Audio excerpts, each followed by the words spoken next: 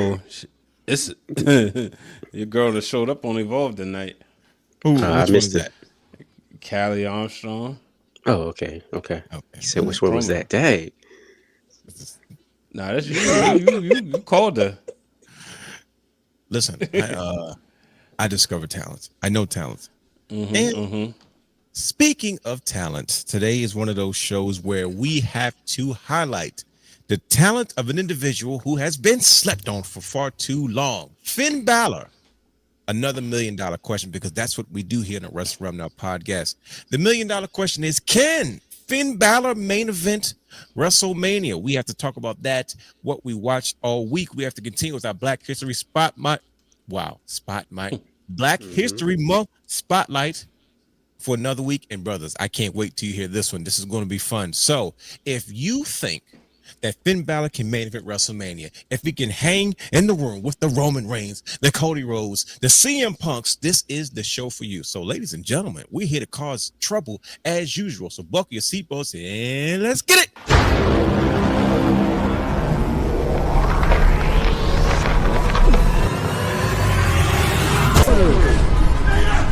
Houston, we have a problem.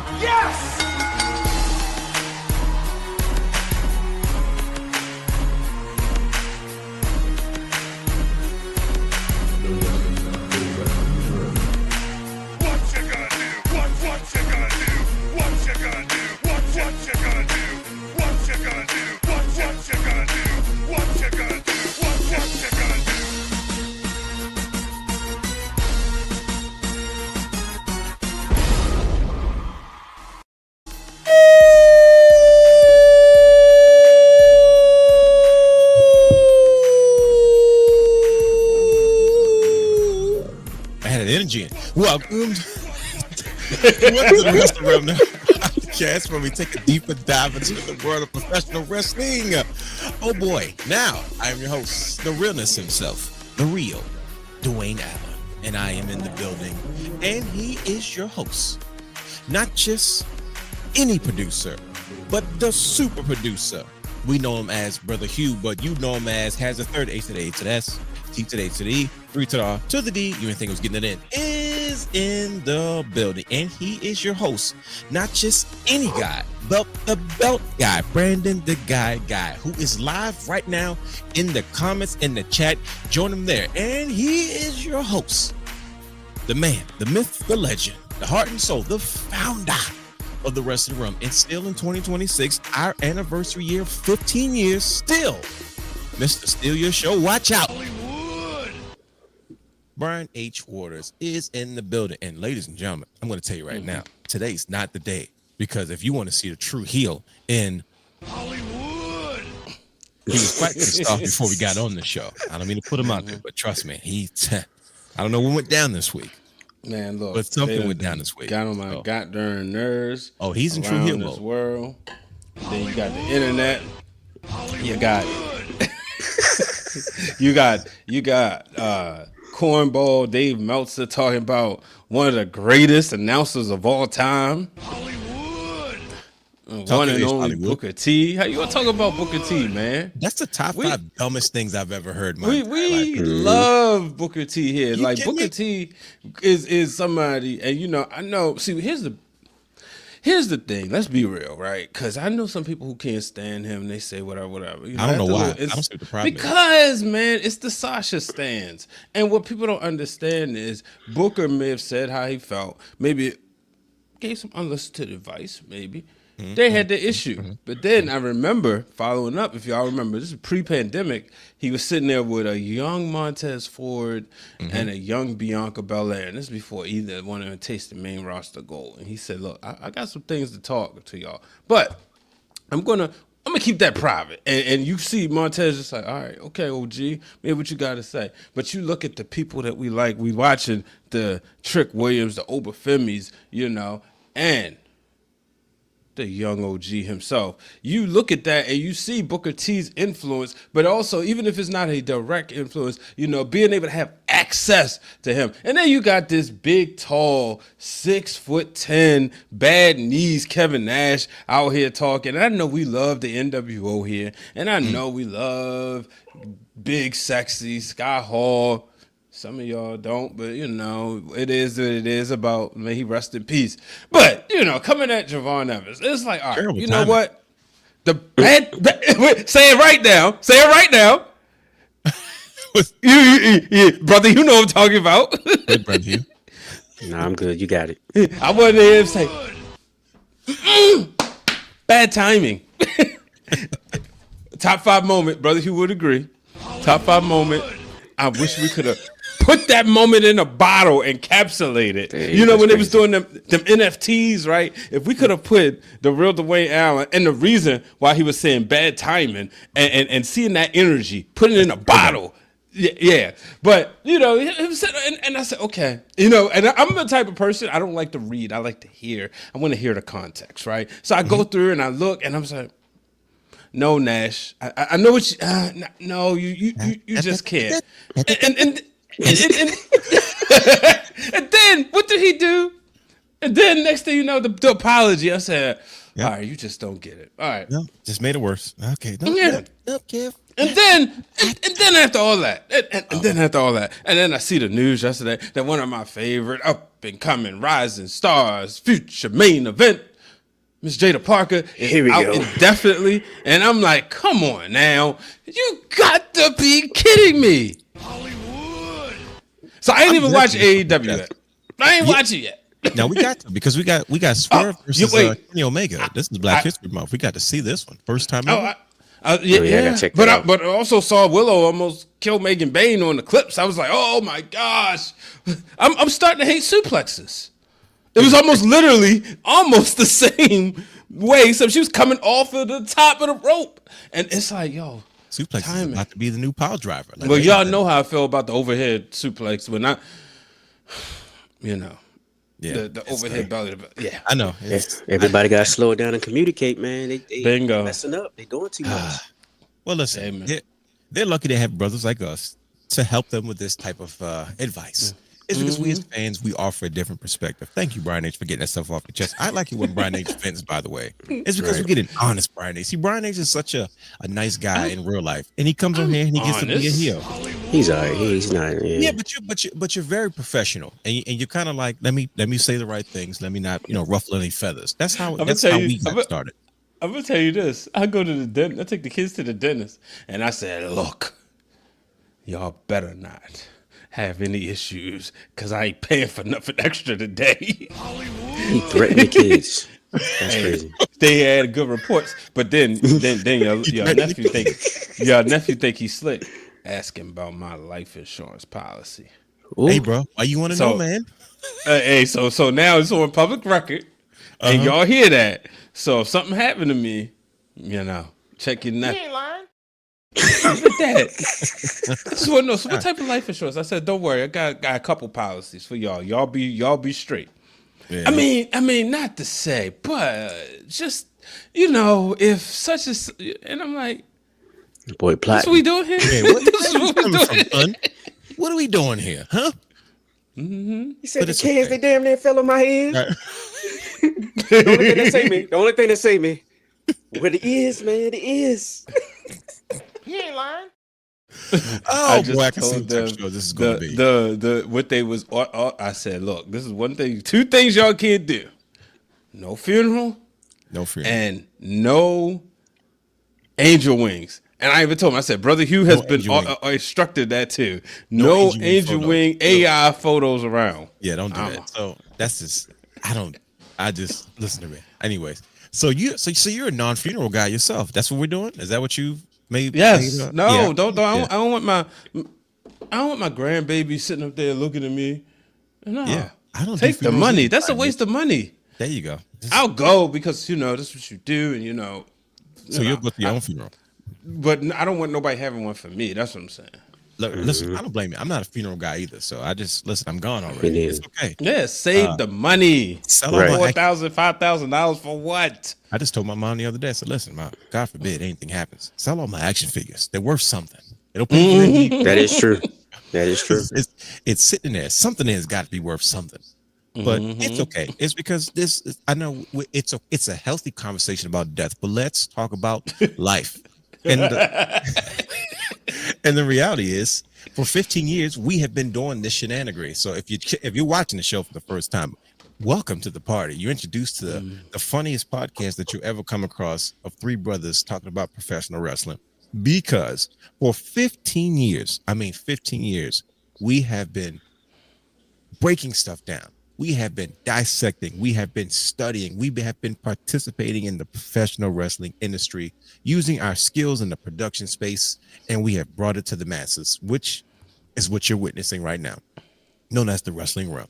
And we are indeed celebrating in 2026 15 glorious years, like Bobby Roode. This is why I would hit like the glorious button, but I don't have a clip of Bobby Roode's music. Glorious. Thank you, Brian H. You filled in. So yes, we are here to celebrate, and this show is part of the celebration. There's a lot going on. We have so much to look forward to this year. We have a lot of content coming. We're going to be branching out in ways that we have not branched out in a long, long time. We're going to see we still got a few things. We'll be bringing back some old shows, adding some new shows, and doing a couple of specials. But if you want to take a quick look, a small snippet of what we've been up to in the last 15 years, take a look at this.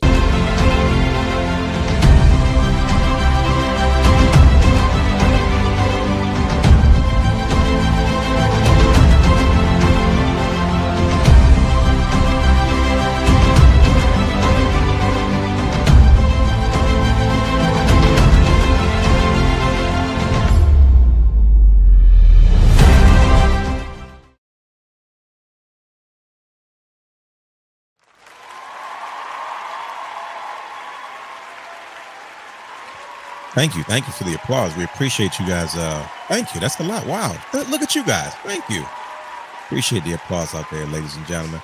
But yes, we are celebrating 15 years. So, like I said, this is going to be a very, very fun run. It's going to be it's going to be a special year. I think it's going to be one of those things that we're going to look back on fondly and really get a kick out of it. So, like I said, buckle your seatbelts. Stay tuned to all of our social media platforms, our YouTube channel, everything else that we do, just so you stay up to date with all the fun stuff that we'll be doing in order to celebrate. But today we're about to celebrate one of our favorite holidays, which is WrestleMania, and we are on the road to WrestleMania, and we are just outside the last stop to WrestleMania. See, this is like a train ride. We're on our way to Elimination Chamber. We're not quite there yet, but there are some things that are transpiring that needs the wrestling realm's attention, and this is why we're here today, because like I said, we have to discuss another $1 million question.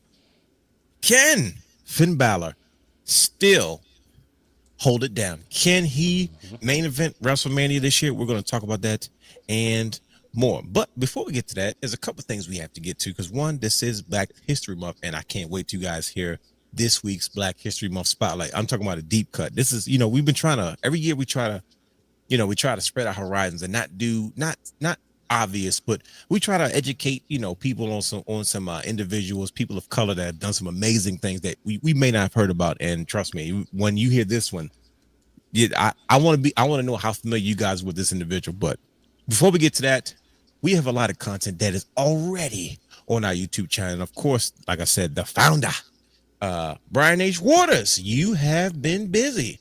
We had Realness Reacts. We had Break It Down Brian H. But Brian H., you are back again this week with some new material, brother. Do you care to indulge to tell us what exactly you spoke about this week on your show? Yeah, so I'll tell y'all last week, Wrestler for the Culture, I gotta give, definitely, obviously we talked about the grabs, in fact, we got Trick, Mello, and Oba on the same show. We got Jade Cargill retaining her championship. Jazz joining the WWE, but I got to give a huge shout out to a good brother of mine, not only in the wrestling business, but also the NABJ, the National Association of Black Journalists, and that is my boy Chris Lee. Chris Lee is co-commentator, play-by-play guy for Ashe Wrestling, who he does that with Big Swole, and Gerard Bonner is the host of the show, and so. But he won an Emmy Award for the pro wrestling documentary When Giants Walked Here. Goodness. Yeah, make sure y'all check that out. It was a PBS documentary. about legit PBS. yes, Right, PBS, man. PBS documentary is about historic professional wrestling venue, the Dorton Arena. Check this out: a culture where North Carolina professional wrestling. So it talks about the culture of North Carolina pro wrestling and how it helped keep it alive. So make sure y'all check that out. You want to be historians, you want to learn the business, that you do want to check out. And then just a quick thing, I'll give you one quick one in the Indies, and that was Miss Tiara James winning the ISPW Glitter Battle Royal. So that was Another some round of quick applause. highlights. Brother Hugh. Even Brother Hugh said, definitely shout out to them. This is So, yeah. Quick highlights from last week's episode. I'm gonna tell y'all now. I'll be traveling, so Mondays. Next week's episode will come on Monday. Because now I probably won't make it to Fight Club. But if you're down in Chevrolet, Maryland. I'm gonna call it Chevrolet, Maryland, but we know it's Cheverna, Maryland, something like that. Make sure y'all check out Fight Club. Park? Yeah, somewhere down there. Whatever. Well, it's because I don't have the. I was gonna try to go down there, but I'm trying to. Also, I can only be in one place at one time. But that show is known as the Wrath of Khan, where Khan will be defending the Pan-African World Diaspora Wrestling Championship against none other than Suge D. So Chevrolet, Maryland. Or Chevrolet, Maryland. I don't know how you say it, but 3608 Legion Drive. Me and Brother Hugh went a few years ago and had another road trip with the brothers. Yeah, buddy. Only imagine. And the prototype put it right there. Vaughn put it right there. I think Vaughn was there. He was at one of those shows, I believe. But yeah, make sure y'all check that out. So I'm due the show next week on Monday, so I can cover that. But this Friday, I do have an episode coming up. We got a preview. Yeah, we got a preview. I'm gonna run the preview and then I'll tell you about what's to follow this. And here it is with 1/4 of Prolific, the one and only Isaiah Wolf. And I give Ron major. Like, Ron is one of my favorite people. That is like my wrestling OG. And I swear by him because he was one of the few guys when I first broke in that I had a match. And I don't know what it was about this particular match. I was defending my title, and I was just in my bag as a heel. And all of a sudden, I had this match, and I felt really good. And I'm like, and the crowd was behind me. They were despising me. I got the baby face for people to feel for him. And then after the match, I had some wrestler. It doesn't even matter who the wrestler was because he ain't doing the shit no more.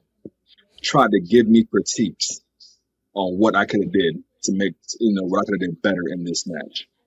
And before he even got to say what he wanted to say, Ron Simmons and D'Lo Brown walked their ass from their table to like backstage looking for me and told me, and I quote, "That is exactly how a heel is supposed to work." That I was like, that is how you perform. And they hear the first African American world champion tell me that, and D'Lo Brown. I'm just like, and I was like, 3 years in at that time? So yeah, that's coming up this Friday. Coming. I'm sorry, you're not skipping over that one. I need to hear this full goddamn interview. Sit there and say, I'm sorry. You pulled me in. Now I'm like, I hope he's going to keep going. You're not going to skate over that one. He said Ron Simmons and D'Lo Brown got up. We talking about black pro wrestling royalty. Exactly. And went to him and told him that's exactly how he's supposed to work as a heel. For goodness sake, Ron Simmons spent half his life with JBL. Of all people. Oh my goodness! What you cooking up, Brian Nace? Because now I'm intrigued. This is when 12 at what time? 12 p.m. this Friday. On Friday. Okay. On YouTube. I didn't mean to interrupt you, but god dang it. Oh no, it's what's cool. What's going on? It's cool. Maybe time for a trip. I don't know if y'all seen, but our good sister Krista B will be on commentary at the Pro Wrestling R, the Blueprint show.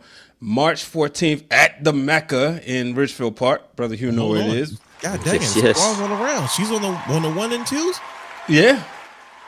Wow. Okay. So That's, yeah, you know, it's a travel. yeah, and it's her birthday weekend, so we're gonna celebrate Krista B. But on that card, Isaiah Wolf will be defending the Pro Wrestling R Championship, a title. What? I was just asking brother if he was going. That's all. Oh, you know, brother Hugh gonna be in the building. But it was the very title that he's been holding for over 1,300 plus days, and he will be defending that against another well-traveled indie star, Ryan Clancy. So we talk about that. We talk about the upcoming show, and you know he's you know, this is a show he's producing, so you know it's gonna be a Black Ram promotion. But you know, he's got some surprises. Obviously, I couldn't get him out of it. But I tell you, one thing I learned during this conversation, because I have been familiar with Prolific, and I think Brother Hugh has seen Prolific a few times as well. But you know, he was talking about wanting to create a black faction on the indies and looking around and say, okay, you got the New Day over here, we're not like them. You got the Nation over here, we're not like them. What can we do that's different? So you're not gonna mention the brothers in Ring of Honor right now? Who? Dang. Well, I was talking about when he created Prolific like years ago. So this is when he created Prolific he created this years ago. You know, and you know, Shane Taylor Associates. Yeah, Shane Taylor Promotions, and it's funny because he gives us a story about when Prolific took on Shane Taylor Promotions. And this is all in the interview. Yep, this is all in the interview. Oh, this is gonna be good. I'm gonna watch this after we get off the show. I'm gonna watch it again, see if I can get some more snippets, because this is. You said you was coming pretty tough this year. You were not by nature. Yeah, so you know, Black History Month, I feel the Black History Month. I'm rejuvenated right now. I don't know what's going on. I just got all this energy coming from the ancestors. Yeah, and that's so that's what's exciting. Like I said, I was excited to talk to you know, I've been knowing Isaiah for the past 3 or 4 years, you know, seeing him up on the trips, you know. So there's a lot of cool stuff coming, and you know, seeing him give back and train, like he said, he's part of the story. He started later. Like he wasn't somebody who, you know, came in as a teenager. He said he would tell them, "I'm not a child. I have a child. So you ain't gonna talk to me any kind of way." So you kind of figure out, you know, some similarities between him and Darius Carter last week's episode, which I hope y'all checked out. As seeing a lot of we got a lot of people talking with that one when you know, I asked him the question, Darius Carter, why aren't you signed to WWE yet? And you know, a lot of people in the comments look like they favor, you know. They in favor for seeing the Ashe Men's World Champion, the All Father, be signed. So such a clever name. Yeah, this is fun. I'm having fun doing these. Now, listen to me. This black excellence is just flowing straight from your ear. Is because it's just. I mean, if there's anybody that's going to stay true to, you know, first of all, it's Black History Month. That's that's never going to be an afterthought, you know what I mean? But to you know, to be living it and then interviewing people and then all these wonderful things that people in our community that are doing. Ooh, man, I'm gonna be real, bro. Yeah. I don't like being the guy to say, ain't nobody doing it like us. We was but in this case, I can rest assure you, 15 years ago when we started this and we walked into the MCWs, the RCWs, the Ring of Honors, you didn't see people go from the show and a couple days later jump on YouTube and have a show laid out. You didn't see that. You may have heard a couple blog talk shows here and there, and maybe some of them may have been hardcore. Hollywood. But it's crazy. You didn't see Brother Hugh, high quality. And the realness was like, bro, this is. I said, no, man, I'm trying to tell you, we're good, but you ain't see the high quality. And as the knowledge progressed in the classroom in the hollow halls of Morgan State University, now known as the School of Global Journalism, which is a certified and accredited journalism school on the backs of the real Dwayne Allen and I. You can go in there right now. You go to the 3rd floor. You go make a right, and you will see a picture of the real Dwayne Allen standing up amongst the people, and his name on the dean's list. I'm fired up. Oh yeah. A lot of people. So yeah, I do like to say we're pioneers in this. We just kind of had a little life happen here and there sometimes, but God's timing. So I'll just leave it at that. God's timing indeed. Brother Hugh, I took the gunshots, nervous for communications purposes, but oh boy, you caught it just like I did. But to continue in that same spirit of Black excellence, man, I think it's time for us to get to our Black History Month spotlight. This is only fitting that we do so. And as usual, can you imagine? Can anybody take a guess of who this week's Black History Month? I'm hyped because this is a new discovery for me, and I've seen this individual before, didn't pay it any mind, but it hits different now, especially in Black History Month, especially now. And as soon as I say it, you're gonna be like, you know what? That's exactly why Realness chose this individual. So without further ado, let's get into it. This week's Black History Month spotlight is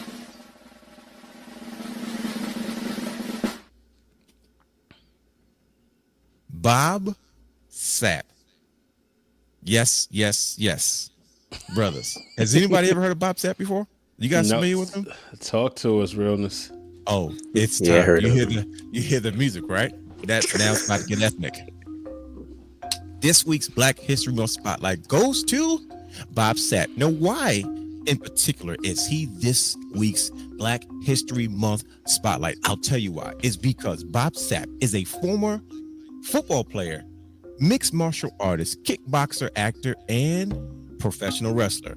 Now, Bob Sapp had a significant, albeit brief, impact on New Japan Pro Wrestling in 2004 during the Inokiism era, as in when New Japan was owned by Antonio Inoki, where he became, you get this, the first and the only African American to hold the IWGP Heavyweight Championship, debuting in 2002 to replace an injured Yoshishiro Takayama. Sapp was known for his immense size at 350 pounds, and despite lacking technical wrestling skills, his incredible raw power-based monster had appeal. As a massive mainstream star in Japan due to his K1 kickboxing success, Sapp was recruited by Antonio Inoki to bring legitimacy to New Japan Pro Wrestling. And on March 28th, 2004, Sapp defeated Kensuke Sasaki to win the IWGP Heavyweight Championship at New Japan Pro Wrestling King of Sports event, becoming the first and the only to date African American to hold the prestigious title. I should have been the second, but it's not about me. Sapp held the title for 66 days, with his only real title defense being against a young Shinsuke Nakamura. Some of his career highlights include the first and only Black man to win the IWGP Heavyweight title. He is the first and only Black man to win the Tokyo Sports MVP award. He is the first Black man to main event the Tokyo Dome. And he is a two-time Wrestling Observer newsletter box office draw winner. Ladies and gentlemen, Bob Sapp.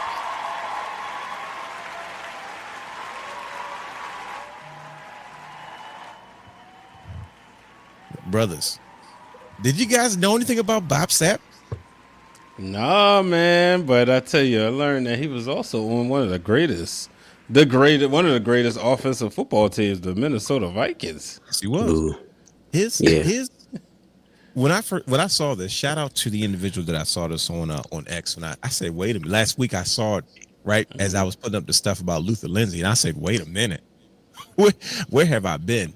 Man, if you go back and you watch if you watch his interests, this dude was he had the most elaborate interests. He had choreographed dance moves coming out to the ring with the dancers, and then halfway through he would pick one up and put him on his shoulder and walk to the ring. One time he propelled from the ceiling on a freaking bungee cord like Sting with these big Japanese robe. And it's just the fact that this Black man was a huge draw in Japan. I said, excuse me, like the first and only African-American IWGP heavyweight champion.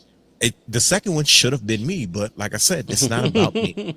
But to see that, because I didn't think there was one previously, and I was like, man, I wanted to be the first IWGP Heavyweight Champion that was black of color. But Bob Sapp beat me to it, man. He was in WCW in his last days.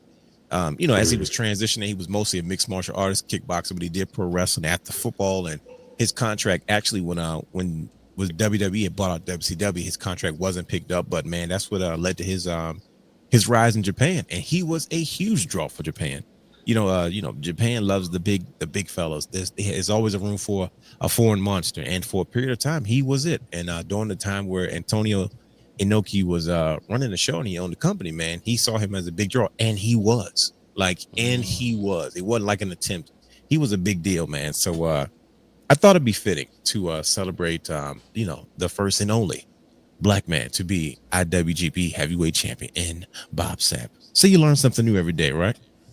Yes, sir. That's true. That's why we come here, man. We try to educate the people. We're intelligent, man. We're not just here babbling. This is not what we do. But listen, y'all didn't get the reference from the Longest Yard. What? You did. I had that movie. Brian doesn't remember The Longest Yard. I ain't finished it. No, that's cool. Brian didn't see a lot of movies. Did you go back and watch Ready to Rumble? No, he didn't. You might as well not even That's ask. exactly why I'm not. I didn't pay attention to it. I'm talking about. Did you watch it again? No, we agreed you will watch it again. I will watch whatever episode of Dark Side of the Ring. We've said this like 10 times on this show. He definitely said it. I said, look, you watch it. You tell me whatever episode you want me to watch, Dark Side of the Ring, I'm going to watch it. And that's why I'll never watch that show, because Brian H. has not watched. I don't think it's even on Tubi anymore. So guess what? You got time this weekend. I'll never this weekend. I'll never find out what happened to Brian Pillman, because I'm not watching. Hey, wait. I'll never know what happened to his career. But with that being said, let's not waste any time. Let's get into the show, because we're doing pretty good. We have to figure out, can Finn Balor? I have a few takes. I'm already in Japan after doing so much research on Bob Sapp. We're going to talk about, can Finn Balor main event WrestleMania? And guess what? I'm going to give you a preview of my stance, brothers. I think it's time to put some respect on his name. But let's do things the right way. Let's ask our co-hosts, Apollo Creed and Rocky Balboa, to do us the ceremonious honors of ringing the bell so we can get this show started correctly. Gentlemen, could you help us start the show, please? Want to ring the bell? Ding, ding.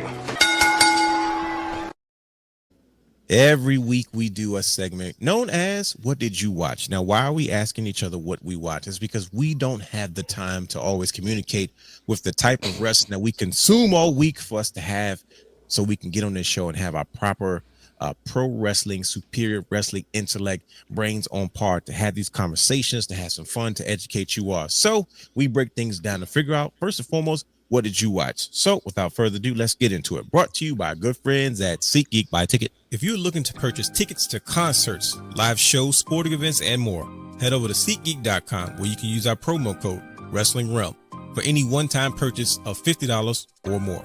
That's promo code Wrestling Realm on any one-time purchase of $50 or more.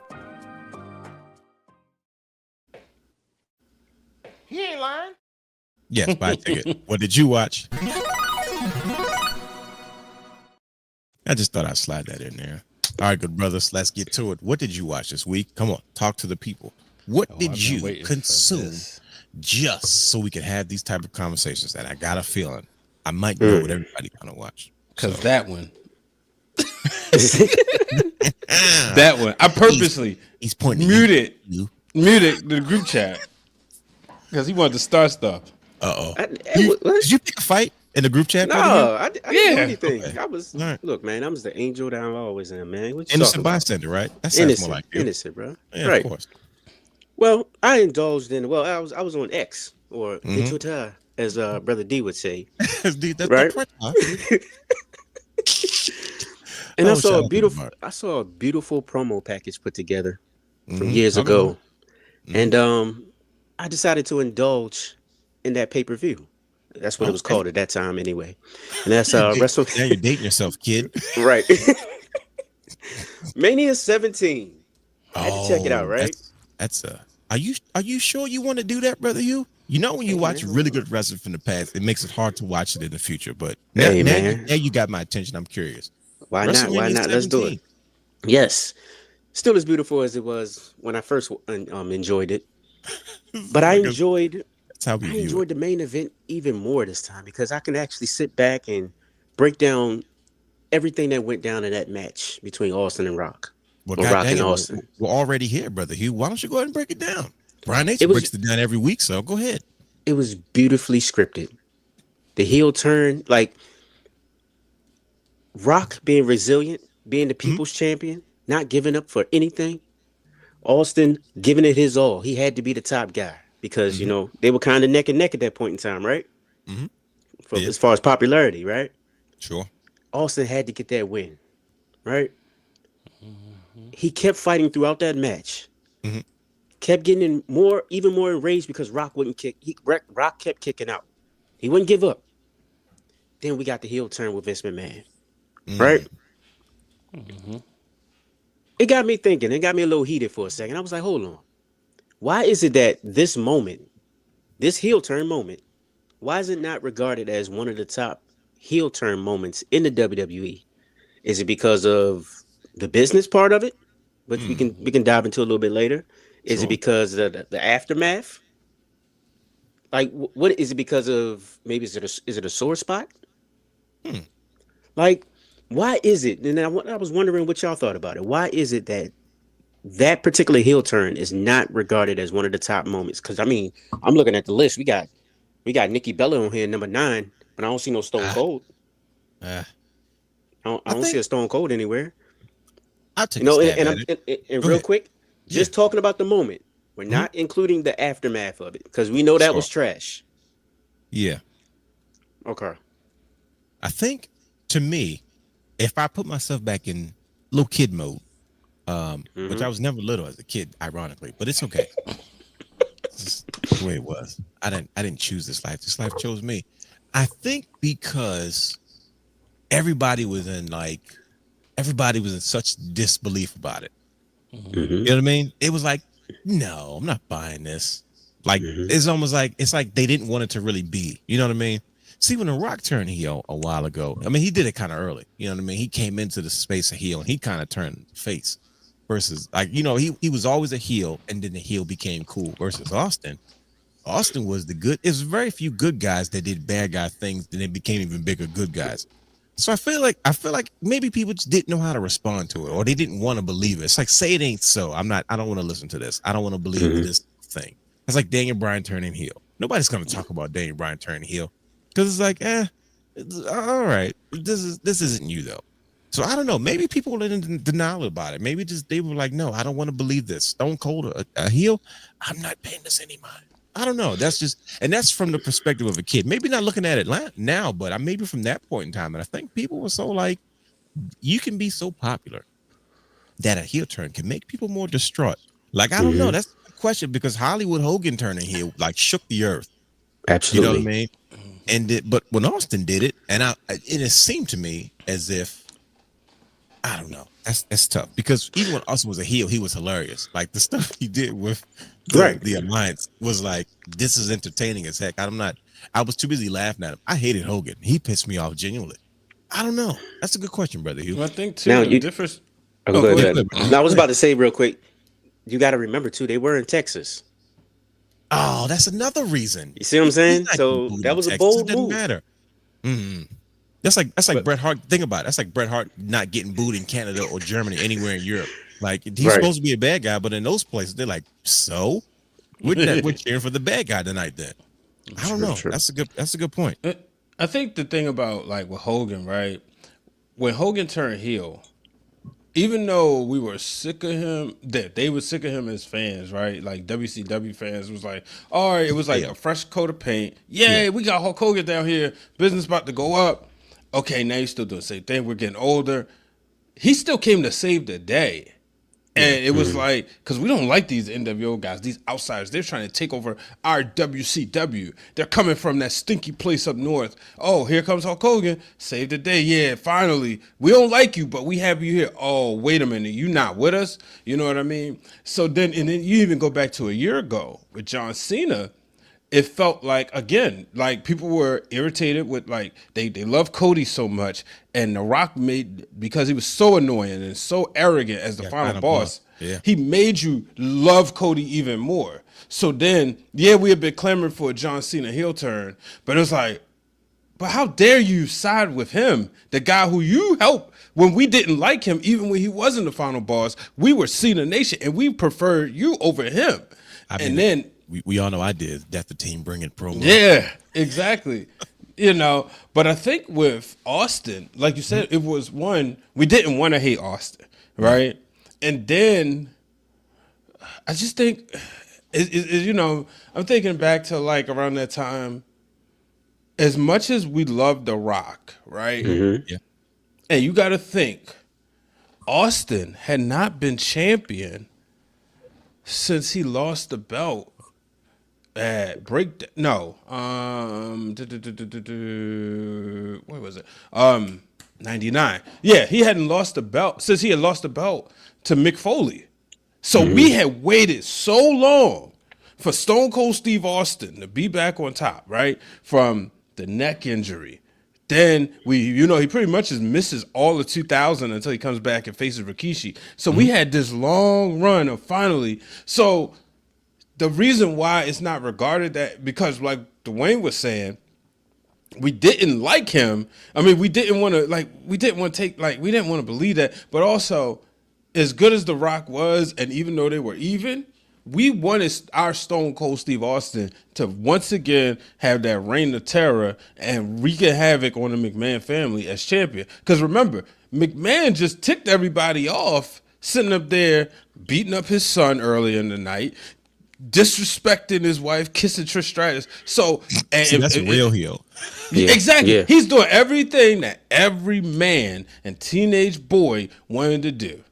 And he's doing it. So we hated Vince, but then also, and it was like the only person who can really stop this is Stone Cold Steve Austin. And we knew, everybody kind of knew subconsciously, The Rock did the Mummy Returns, I believe. So we knew Scorpion King was coming. So we knew, we about to probably lose him, you know? And I think that's reason why the follow-up is because there was no strong enough babyface right there waiting in the works for The Rock, for Stone Cold Steve Austin. But during that moment, it was like, come on, y'all. Of all people, you know what I mean? And I think that was the vibe right there. Come on, bro. Like, really? Yeah. And I think even if he would have did what he said, if he would have called an audible, the moment probably would have been better. Because if he would have like essentially used Vince and then gave him a stunner, it still would have been different, but I was still looking for that. I'm not gonna lie.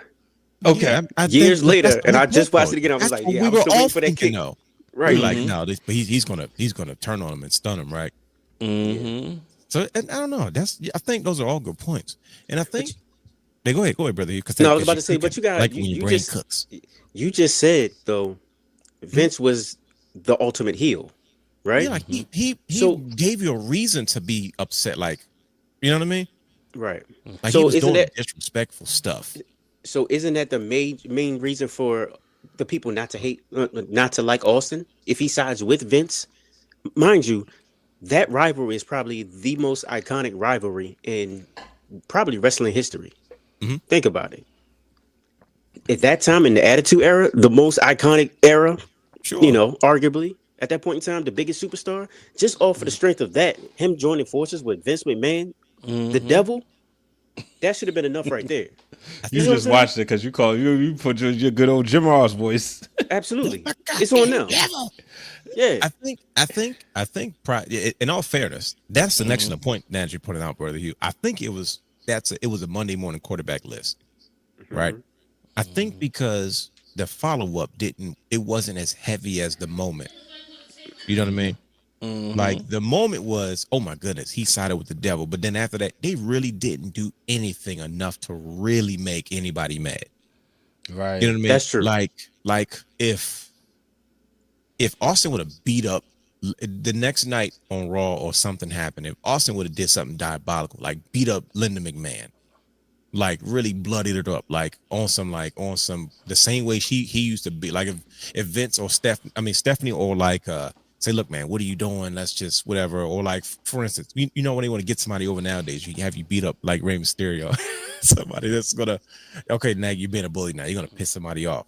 Like you got to do something to make people really hate you. And I just don't think after the fact. And I know you said originally, like, you know, if you take that out of it, but I think they made the list afterwards anyways, because nothing really diabolical really came from, oh, you sided with Vince. But it's like, yeah, but you didn't do anything evil after that. It was kind of like. And to follow up, it was also, when you think about, like, they was doing stuff to try to make it, like, pour more heel juice, more gasoline on the fire when he did do that with Lita. But by then, it was like, yeah, we still not buying it. Not buying it, man. Come on, you're off. Cut it out. In all honesty, the best thing for Stone Cold's heel turn was the invasion angle and his injury. Because he had to tap into funny Stone Cold. And you got him, Kurt Angle, Deborah, and Deborah making the bad cookies, and Austin. Oh my goodness! Like, that was some hilarious. Fun stuff. And then mind you, it's also over the cookies.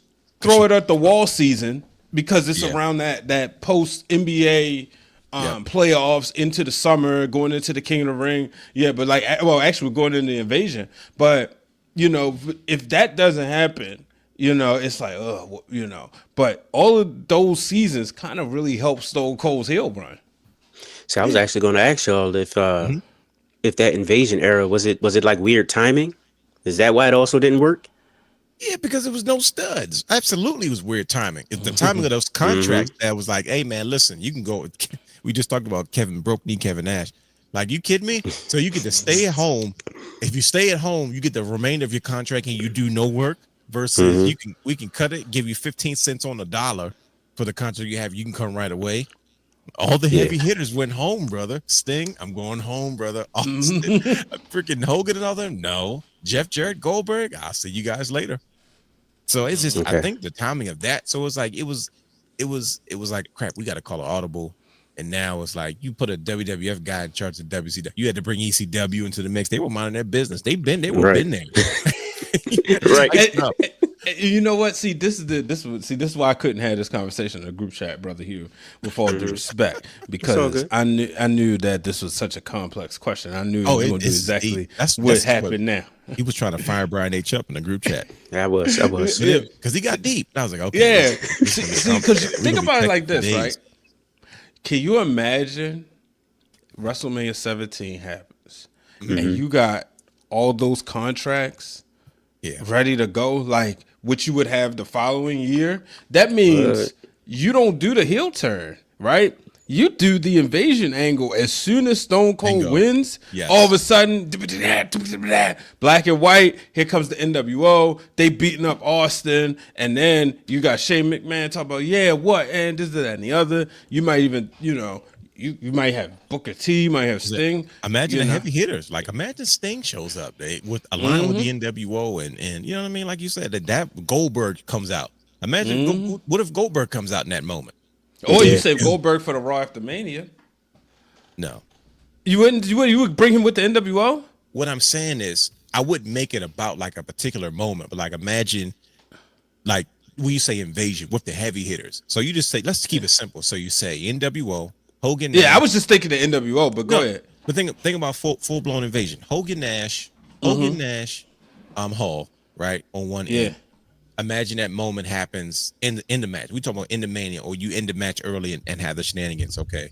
No, that's the one time you would respect if you want to do, hey, Austin aligning with McMahon. Imagine McMahon in the ring and Austin, they both turn heel, right? Okay, they're cheering up, blah blah blah, and it's like, but then you hear NWO music, Hogan, Nash, and what you call it comes out. Oh, and then they come to the ring to confront, and now you see like Hogan and Nash, Hogan and Austin in the ring, looking like, you got anything to do with this? But things get serious, and now McMahon is like, okay, Austin, we're not doing this right now.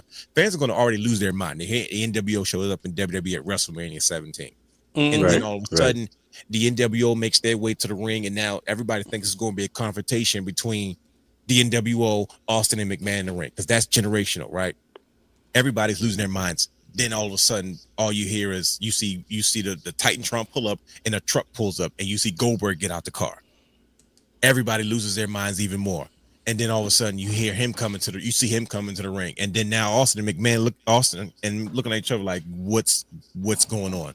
And then all of a sudden, the lights go out, and then Sting's in the ring, and now you have a melee. Yeah. Now all of a sudden, Austin and McMahon looking at each other like they crazy, and now both of those guys are trying to fight off all these WCW guys. Goldberg is slow, so he's going to make his way to the ring last.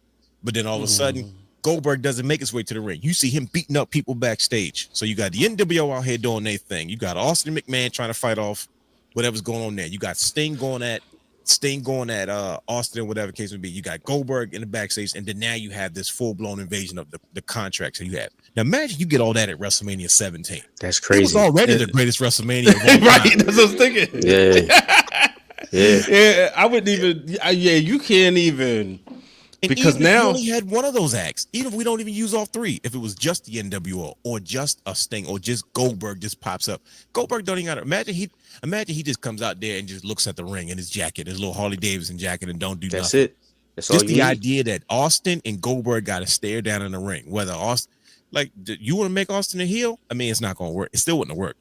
Don't get me wrong, but we would have easily ignored the fact that wait a minute, Austin just cheered McMahon 10 seconds ago with a beer, but Goldberg just showed up. This is the one thing we wanted to see, and they're just teasing it. We don't, you may not get it, but enough to have a stare down. Austin finally has that belt staring at Goldberg, and Goldberg is out there in his Harley Davidson jacket. That the moment itself would that's sold it. Yeah. See, I'm just saying. Crazy thing is that was supposed to happen from what I heard, but of course with the watered down version of the WCW, but that was supposed to happen. Something similar to that was supposed to happen in the main event, right? But I think it was Sean Stasiak. He had he was doing media before, and he said something along the lines. He basically gave out the plans. Okay, he was like, "Yeah, check us out. We're gonna be doing this, that, whatever." Thanks a lot, Sean Stasiak. Yep, they ended up in the rafters in the suites. Right, bingo. Waving, the leftover guys, the DNC team. Right. Come on, meat. Oh boy, he was supposed to have such a crazy upside, especially with his dad being he was. He was. Sean Stasiak. I don't even know which era can you say like he would have worked in. Sean some Stasiak? wrestlers, some wrestlers you can say like he would. He was a wonderful physique. He was a Sunday night Heat legend.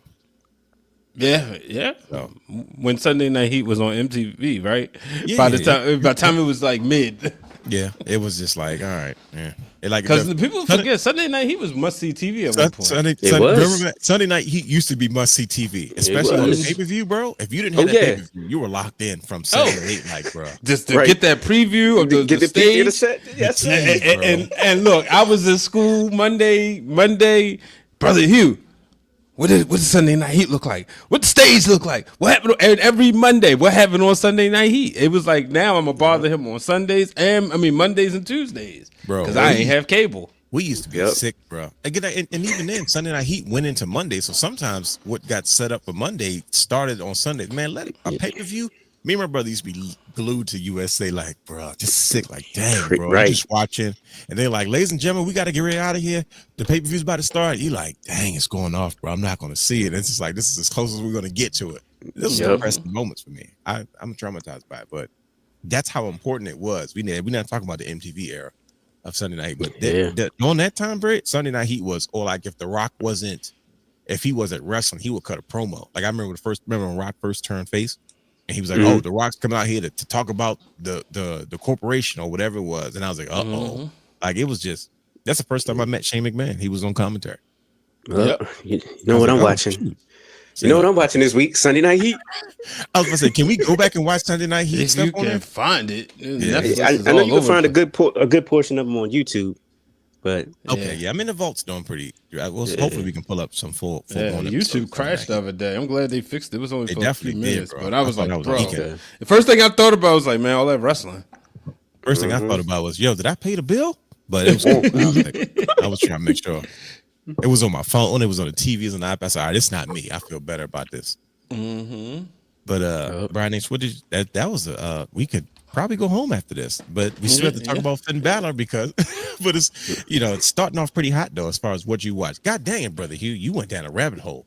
I did, man. I had to bring it up because it had me heated at the time, but I had a couple days to process and I was like, all right, let me calm down a little bit and really think about this. Why did this not get the proper respect as one of the top heel turns over the Bella twins and stuff like that?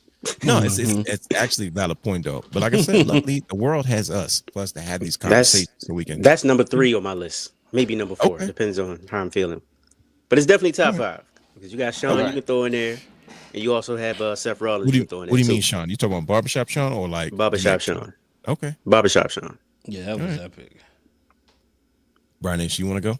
I mean, want me to go? dang, You don't have to go because I got something we can talk about. So I was gonna say this week, actually today, I finally watched. I sat down because I had to make sure this match had my attention. Ricky Sosa versus Kuro. bro, yes indeed, brother. I watched the same goddamn thing, That's crazy. bro. I watched the same goddamn thing. Oh my brothers. Oh man. We got I watched the homies out in France. We got French brothers out there. We got Kuro versus Ricky Sosa. We gotta support our French brothers because we got brothers out there. Man, Yep. oh my goodness, brother Hugh. Yes, sir.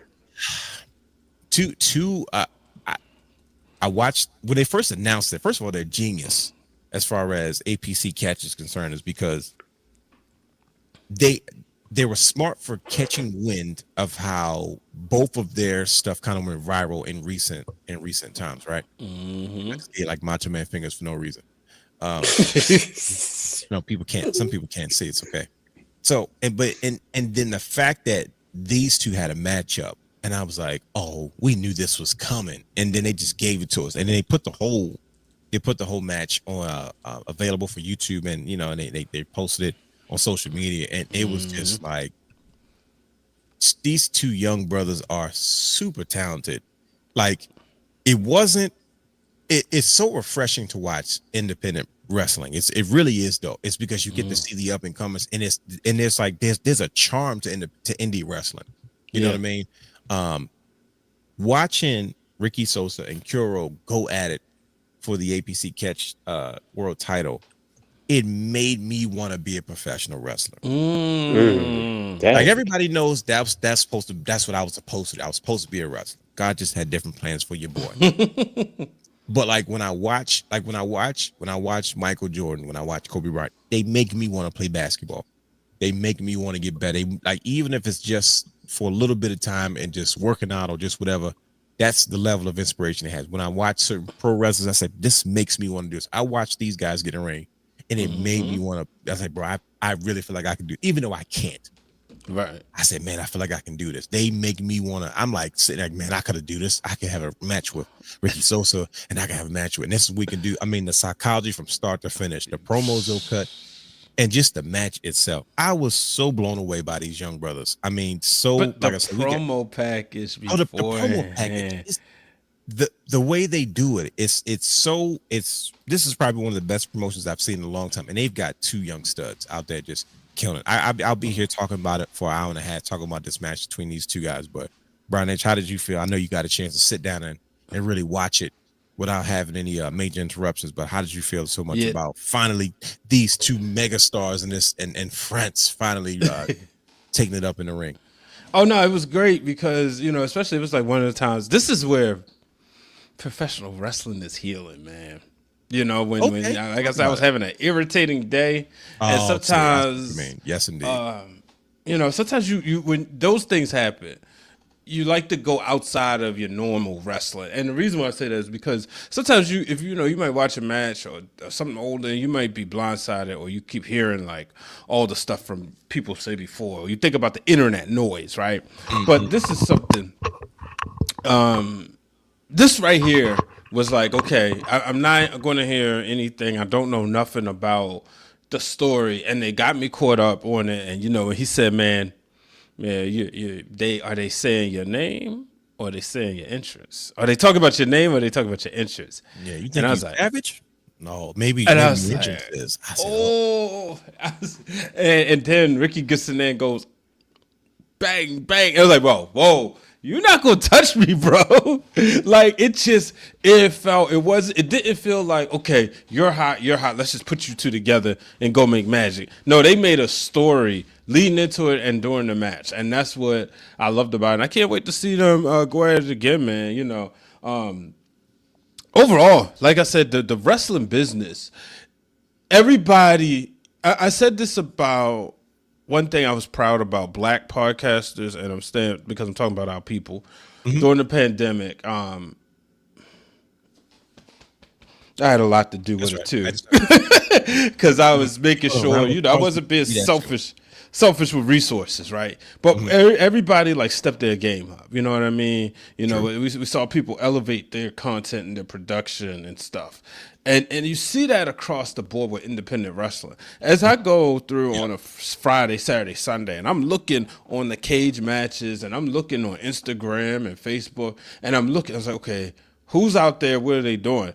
I'm not only just seeing like, wrestlers wins and losses, but I'm seeing like high level production. You look back, there was a time where you only got that one cell phone shot, but now you're seeing multi-cam productions. You're seeing promo packages before the match where people are running their independent promotions like it's a television show the way it does.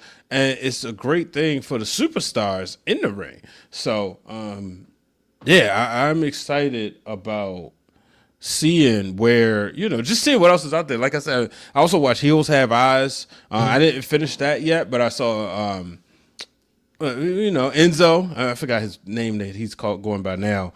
But, I saw him in the opening bout. Enzo. Yeah, real one. Oh, yeah, that's how you avoid copyright issues.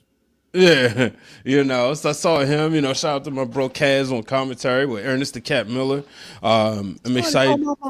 Right, I'm excited to watch the rest of that show. Journey Fatu versus Zilla Fatu in the main event for the Fourth Rope Championship. And man, well, let me tell you, I gotta go back and watch it because you keep talking about this. You didn't say Journey Fatu was facing off against his kinfolk. Yeah, I didn't realize that because this was for West Side Gun Day. So this show happened. Okay. This happened before, and they did a whole movie about it. Right. But yeah, when I saw that, I said, "Oh," and I got to meet Smoke Dizza at Summer Bash last year, and he was walking around with the Fourth Rope Championship. I said, "Can I hold that, man? Beautiful, beautiful." A brief pause. Yeah, and like I said, rap to. It's funny because my photo it just came up on my Google Home. But I love what they're doing at Fourth Rope. Obviously, I mentioned Ashe Wrestling. You got you got a picture with the belt? Yeah. And you didn't show nobody? It's in my it's on my Instagram. Dick for it. I'm gonna go ahead. Keep going. Yeah. But like I said, just independent wrestling all across the board. Yeah, like I said, Ashe Wrestling, I expect nothing less. I mean, my man Keith Mack down there. You met Keith Mack. Oh, yeah, he's a good brother. Yep. Good brother, TV guy. Like I said, him and Chris Lee. Chris Lee is a journalist. Like he also a newscaster too. And they both actually, Keith used to be Chris Lee, Emmy Award-winning Chris Lee used to be a professional wrestler as well.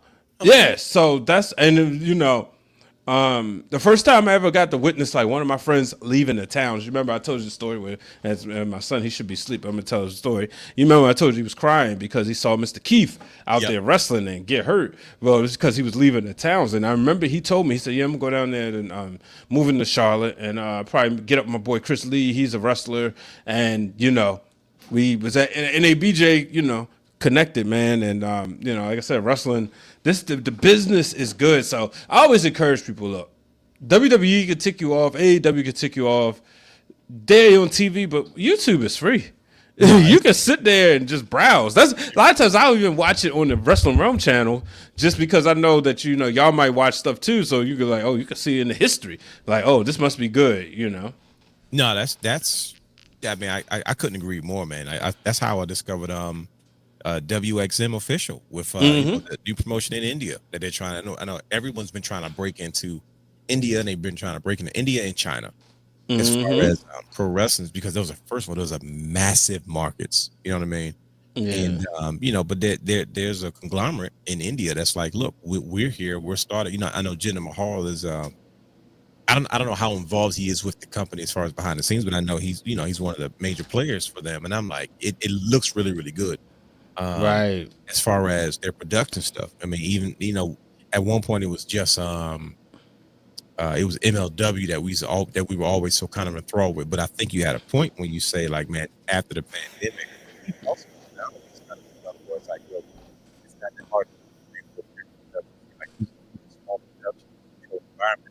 and then you can make it look good on TV. The pioneers of it, especially broadcast. First started airing Ring of Honor on weekly television. You know what I mean? On the airwaves, and we were there. So, like I said, we saw how they sectioned off the arena, and they packed us all in there, and it looked good on TV. And it's like it's the same format that a lot of these independent promotions are doing now because they have the budget for the technology, and it's like I said, YouTube is it's free. So it's free, man. It's free. It's it's I wish there was like a database on YouTube where I could just like keep it in one section and just go down the list and just pick from what I like. It's like a lot of times you got to either catch it on a whim, you got to play with your algorithm and kind of provoke them to send you certain things, and by constantly looking at things. But I just sent the belt. Oh, there it is. I do. Look at this. That thing is a beauty, ladies and gentlemen. Looking at the belt, it's that's a good looking belt. To me, it's definitely got a modern classic feel. Yeah. I think this is what I'm looking at is kind of what I assumed a lot of people thought the WWE Championship would kind of adapt. Matter of fact, I'll just show the people. Look at this. This is Brian. Look at the giant iPad. Look at that. Yeah, this is a nice iPad you got there. Look at that. This old thing. Look at that. But yeah. And that was right shortly after meeting. What the heck? Those are like pure TV sounds. We're just a bowl and some cups. That sounds like the sound it made when I knocked out the script out your hand and we did our promos about respecting each other. So it's perfect. It's pure shenaniganry. But like I said, man, it's Kuro and Ricky Sosa. Like I said, I can't harp on them enough. This is, first of all, they're going to run this back. Now, a couple of things. My man Kuro needs some new. He needs new gear. Can't do the Okada pants. That's the only thing. He's got the Okada pants. I'm like, bro, because I thought it was just like his entrance gear. Like, okay, he's gonna piss people off. He's got pink and blue on and whatever he's got on, but that was his actual gear. And I was like, oh no, I thought he was gonna snatch those off and have either trunks on or the wrestling tights. But I mean, I was blown away. This is the match I'm gonna go back and watch again. But now, good. One good this, Brian H. One good independent wrestling match will have you looking for another one. Yeah. So that was fun, and I like how at the end, I was like, okay, don't be too cheesy. Like, oh, I respect you all of a sudden, this, that, and third. But it was clever enough where Kuro was kind of like, and he says it in French, you know what I mean? But you can kind of get a wrestling fan knows a promo when they're hearing it. And he was kind of pretty much saying like, yeah, you're a lot tougher than people give you credit for. I give you that. It's short. You push me to my limit, and I'm sure we'll do this again. That was kind of the gist of what he said. And then Ricky Sosa gets up, and he shakes his hand, and he pulls away, and he kind of pulls him tight, and he goes to his head, and does the little his Ricky Sosa bang bang. And I was like, just to remind you, like, hey, bro, I'm still on your heels. And I'm like, that's how you do it. That's how you do it. But Ricky Sosa, as these guys have been given the thumbs up by one of the greatest recruiters in all of pro wrestling history, in Mark Henry. Yep, but, there you go. that right there. And to be honest with you, I think that stamp kind of, the black pro wrestling audience said, hold on, wait a minute. If Big Mark said it's what it is, let's go see. Like I said, it's certain guys that when they say certain things, you just listen. So Mark Henry's one of them, Booker T's another. You know what I mean? So, like I said, I've been around Mark Henry a couple of times. He he's Southern, like just from Silsbee, Texas. Yeah, just make you be standing there. Like he was standing there talking to Dave about Texas, Oklahoma, and I just came out of the room, my book bag, we're getting ready for the next thing we was about to do. He goes, "You ever been to Texas, Oklahoma? Okay, game?" I'm like, "No, I wasn't in this conversation, but nah, okay, what's up? Yeah, hey man, how you doing? Just make you feel good. You be like, this dude is a legend. Like this is the guy who was like, we was there when he walked out as the world heavyweight champion. Yeah, that was in our backyard. It was right. It was at home. So he was hurt because TLC, he got hurt, and Daniel Bryan cashed in. Yep. Because he had was a groin injury or a knee? It might have been. I think because I was like, man, that title run probably would have ran a little bit longer. Because Daniel Bryan said he didn't find out he was winning the title till that day, and they told him, yeah, get to Baltimore or whatever. Oh yeah, he did say that. He did. Yeah. Was that that was in who was in it? That was CVV. CVV. Now Speaking of Brother Hugh, can you hear us? I can hear you. We're good now. Okay. Now you good. back. I don't know what you was doing, man. You playing with your audio. I'm glad you're back, Brother Hugh, because I'm about to. We were saying all these positive things about this. Still Ricky Sosa and Curo, and just how it all played out. Did you watch it? No, I did not. I actually put it on now. I didn't even know what happened, but bro, yeah. You're going to get a kick out of this one. Wait, you're going to love it when you watch it, bro. It's going to take you back to stuff we used to watch. I mean, it's usually like, we go to indie shows and sometimes matchups are one-sided, where it's like one guy's carrying the other sometimes. But oh boy, you're going to love this. But I'm glad you're back, Brother Hugh, because now I can proceed to I need somebody to play off me when I piss Brian H off. Because the crazy part is we're almost out of here. Like we're gonna finish up with the main event of our show, as because we've already had a quite delectable wrestling conversation today. But I know Brian H hates when we talk about other podcasts, especially WWE Fanatics podcast. So another thing I watched. Let me go on the record. There it is. He's getting fired up already. It's okay because you got off soon. They not paying us. No, it's cool. They need to pay us. they do, but it's a compliment. So here's a hot take. Ready? Hot take is hot take number 1. 6 feet under with The Undertaker. Way better than 6 feet under with Mark Calloway. On the record, I'm saying that now. Why is that? Brother Hugh, I'm glad you asked. It's because the conversation is so much more focused, right? But 6 feet under what Mark Calloway was kind of like what we do now. It's kind of a roundabout, and then eventually you get to the main event of your conversation. But everything that they're talking about, I'm not necessarily into, right? So it's like, okay, I know about Texas and boots and country music and all this other stuff and sports. And like, I'm not really here for that. I'm just waiting for Mark Henry to come out so you guys can talk to him, or The Godfather, whatever. But 6 feet under with The Undertaker is very direct. It's very straight to the point. And I think because we know we're getting pro wrestlers, we're getting all realistic pro wrestling conversations. I'll say this as well. I think this version of that podcast brings the best out in Undertaker. And I think having his wife on the show, Michelle McCool, who's a legend in her own right, brings the best out of Undertaker as well. And I'm gonna tell you I'm gonna tell you what officially put it over the top for me. The interview he did with The Miz, to me, I think almost one of his best ones, if not his best interview for me. Like, I ain't gonna say best, my favorite one he's done so far, is because Undertaker is so much more relaxed, but we get to hear inside stories from the judge, the jury, and the execution at the same time. So like, Miz was on there talking about just his career, and at the beginning of the show, this Undertaker's like really going out of his way to let you know that he's not the Undertaker anymore, and his wife is like, "Why are you fidgeting with your hat?" She's like, "Because I got this beanie on, and then my hat, and I don't want to." And he's like, "I don't." The beanie comes up my head, but the hat, and Miz looks over and he goes, "Is this the Undertaker I'm dealing with right now? Like, this is not the Taker I remember." Like, no, like this, you're worried about a hat right now? That's what you think make you not look cool? And I'm like, that dynamic and stuff we're not always privy to. We don't always get a chance to hear the wrestlers talk to each other about certain things. And I love honest interviews. That's why I loved AJ Styles' interview with Stephanie McMahon. That's another WWE podcast. I'm talking about Brian H. Because it's like, okay, this is he's being honest about the conversation, and they are the type of questions they ask. They know they're very personable. See, CVV is a guy that's like, okay, he's known for being aggressive politely. He's very aggressive about the questions, but he does it in such a polite way where, like, he made Daniel Bryan spill his guts, but he relaxed and just spilled the beans. I don't think he meant to say half the stuff he said. Right. Now everybody, he can't do that to everybody because it didn't work on John Cena.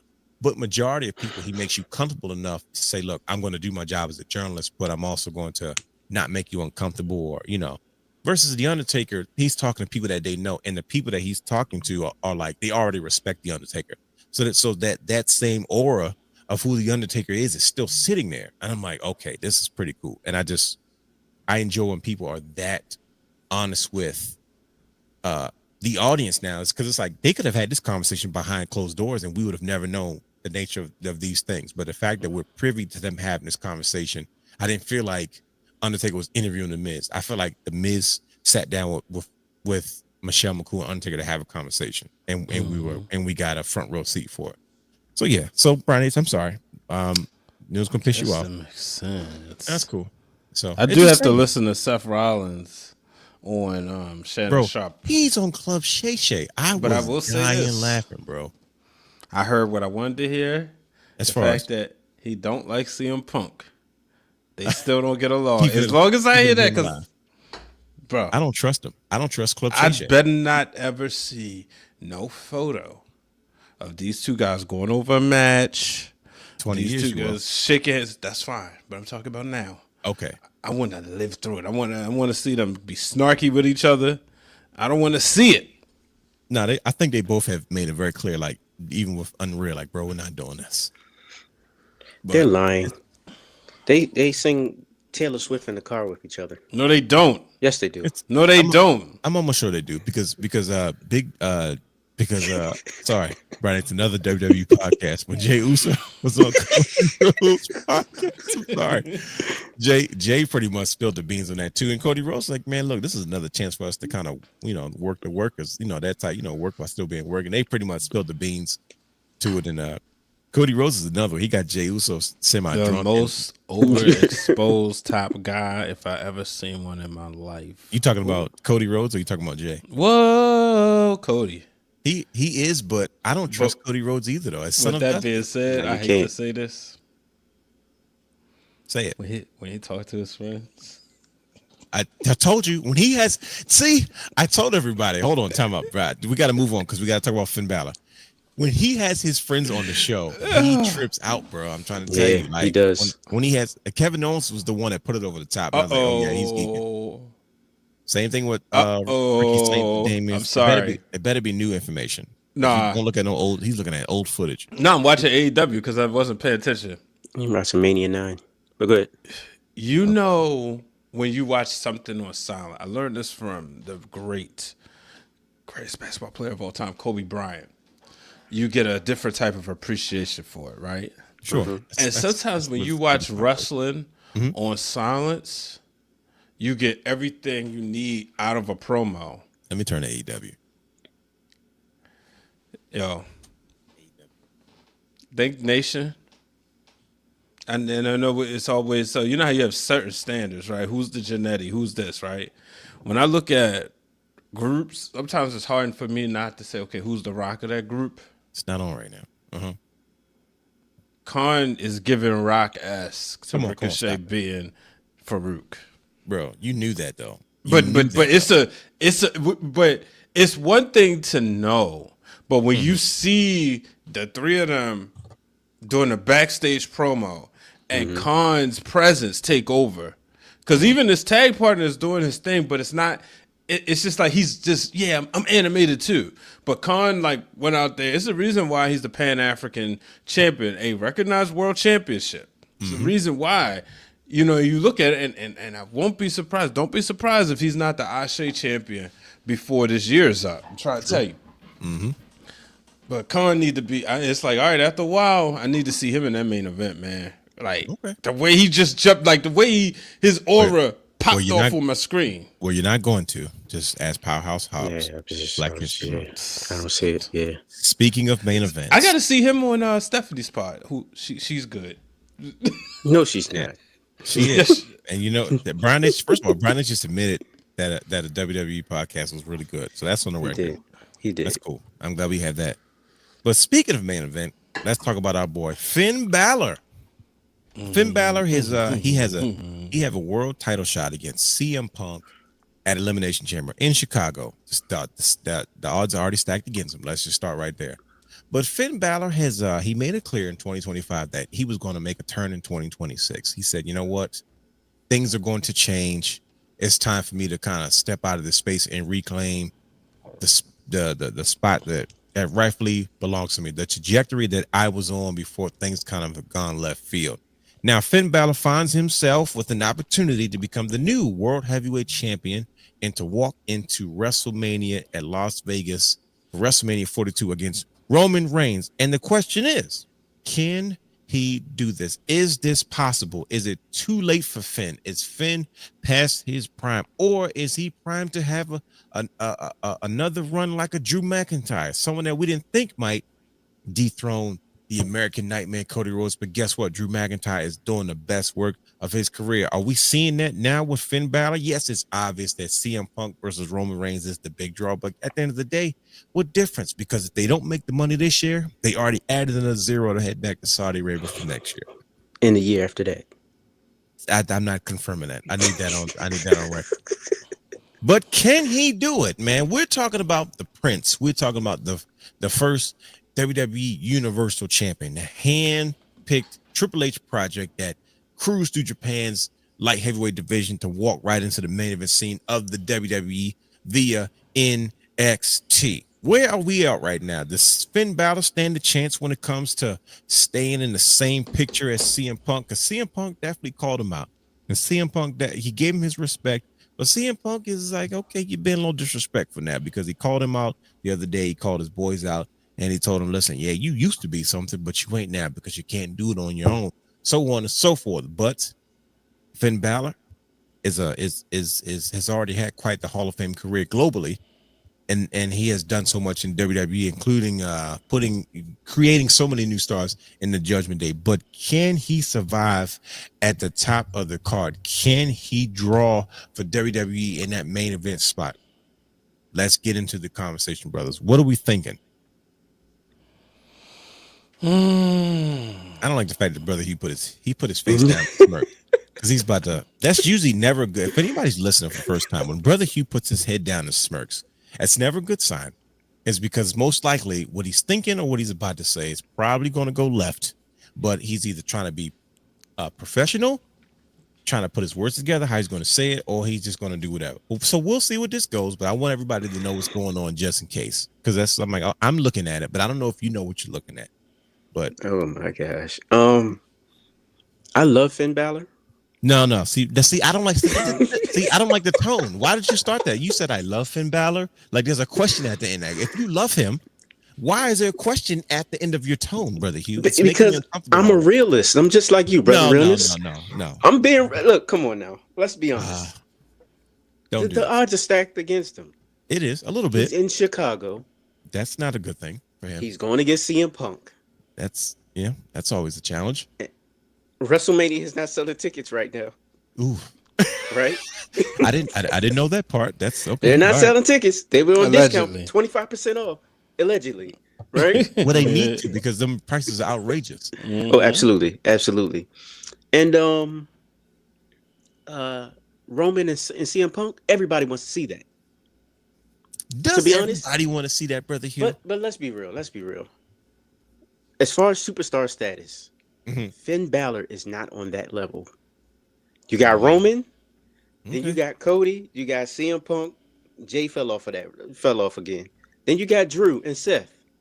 All right. Then you have everybody else. He's a part of everybody else. No disrespect, but he's a part of everybody else. So on the record, you don't see him in the main event group as of right now. Not right now. Okay. Not right now. No. Down the line, maybe later on, but going into WrestleMania season, you need the biggest draw possible. And Finn Balor doesn't do that. I would love for him to go in and win the championship and, in main event against Roman Reigns. But I think this is a way for them to have him lose, right?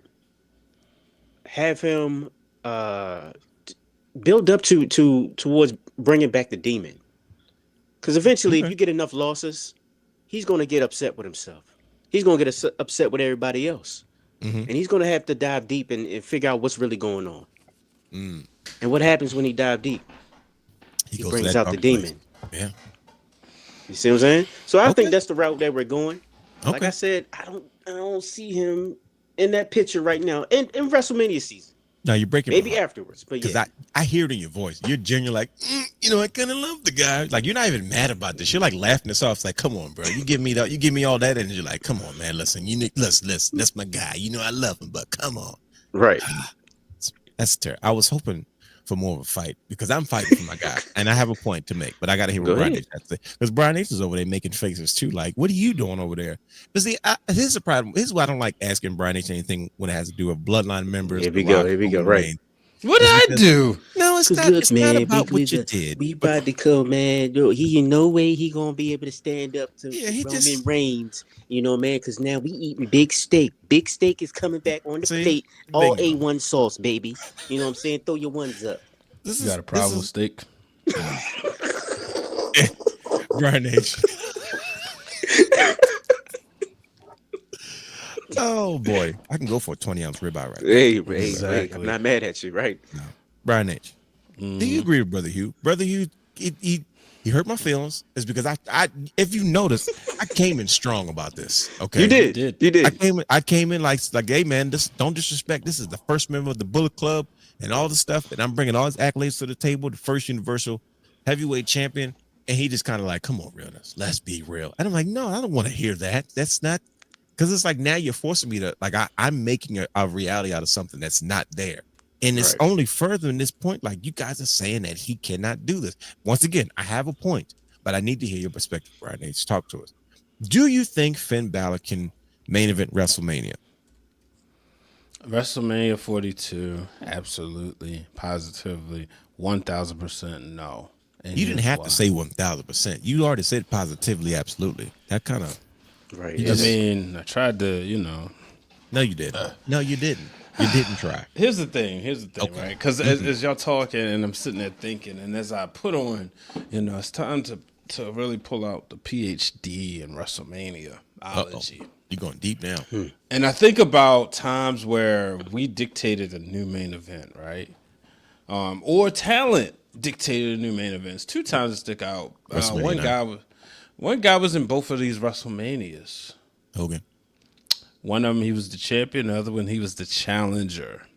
Or, WrestleMania 30. or he wasn't in either one and then somehow walked away with the belt out of a parking lot in Las Vegas. But okay. You're such a hater. But little bit. WrestleMania 30, Daniel Bryan, right? Mm-hmm. And so then maybe this also tells you a lot about the guys in which he did this to. As much as we like our Randy Ortons and they love Batistas, they just wasn't that big of a superstar, that big of a draw, and nobody really wanted to see that match at that time, if we're being honest, because What the match is business. this? What do you? The alleged Randy Orton versus Batista match for WrestleMania 30, because it didn't give Nobody that. asked that.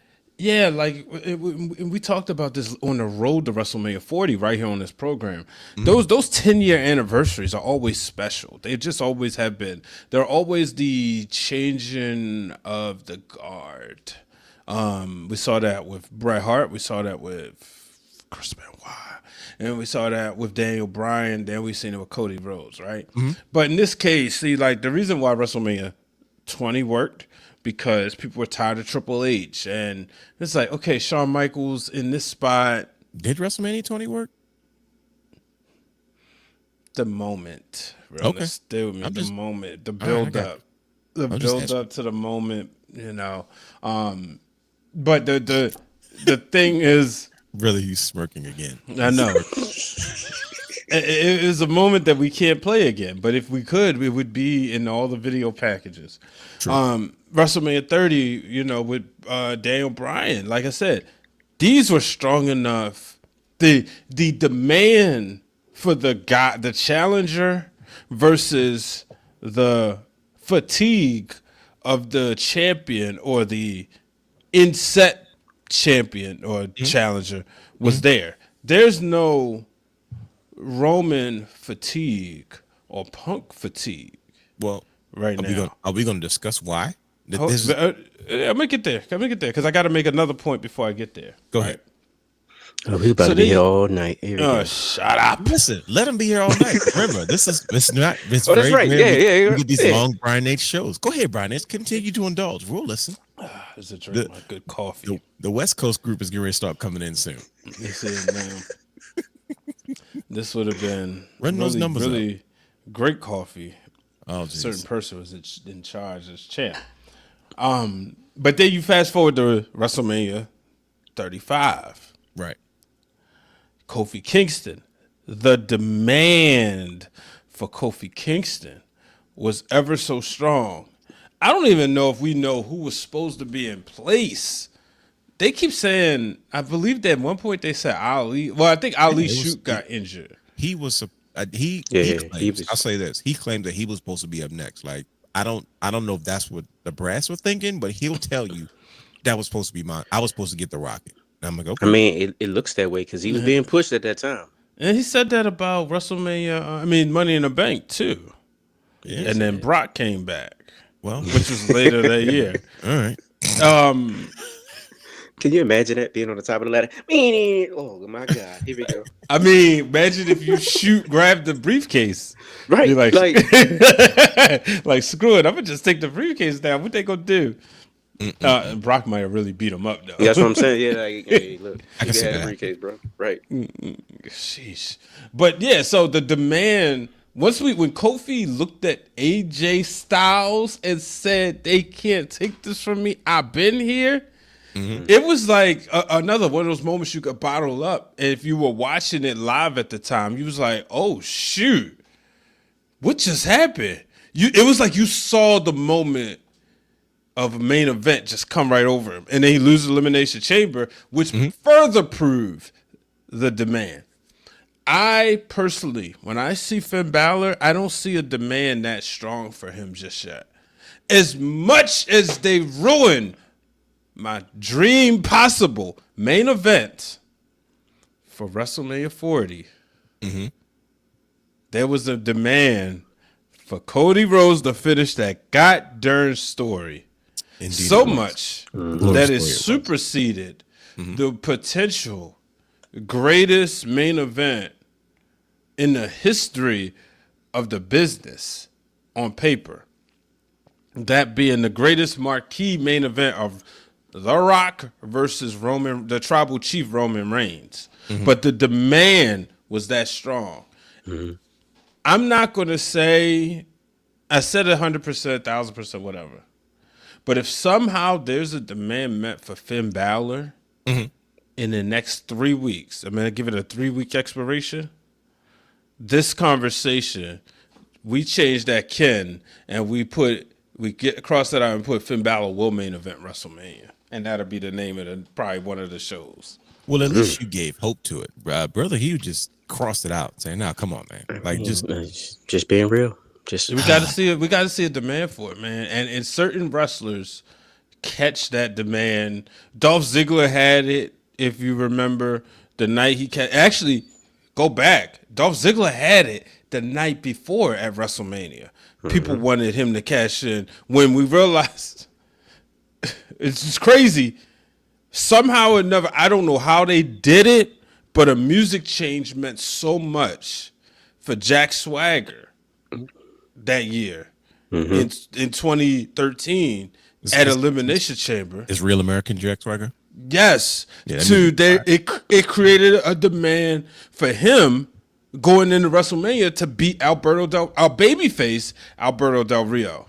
He wasn't talking about get on your knees anymore. Yeah. Hey yo. That music was terrible. But that was a world champion. On your knees. Awkward. Like wait. Right. Like what? Okay.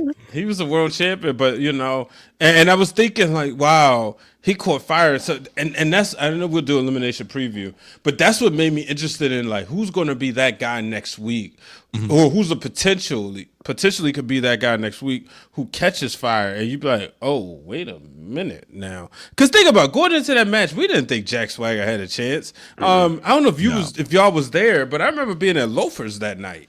I don't know if y'all went. It was the same night as the All-Star game that year. And I remember, because I remember Blake was sitting up there talking to these two ladies, and he was giving them a breakdown. Why is he laughing? You see how he giggled his head. No, because he was giving them a breakdown on how to understand the predetermined wrestling. Let me tell you how this business works, ladies.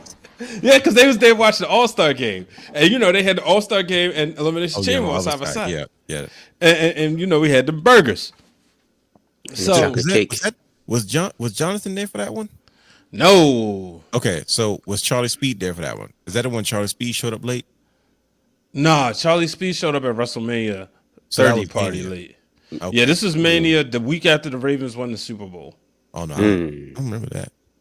Yeah. Yeah, I remember that. I mean, not Mania, this is Elimination Chamber. But I remember everybody was shocked. Like, oh boy. And then The build-up with Zeb Coulter or Dutch Mantel, whatever his name was, it was Zeb Coulter. It was like, yo, he actually could win. We want to see him as champion now.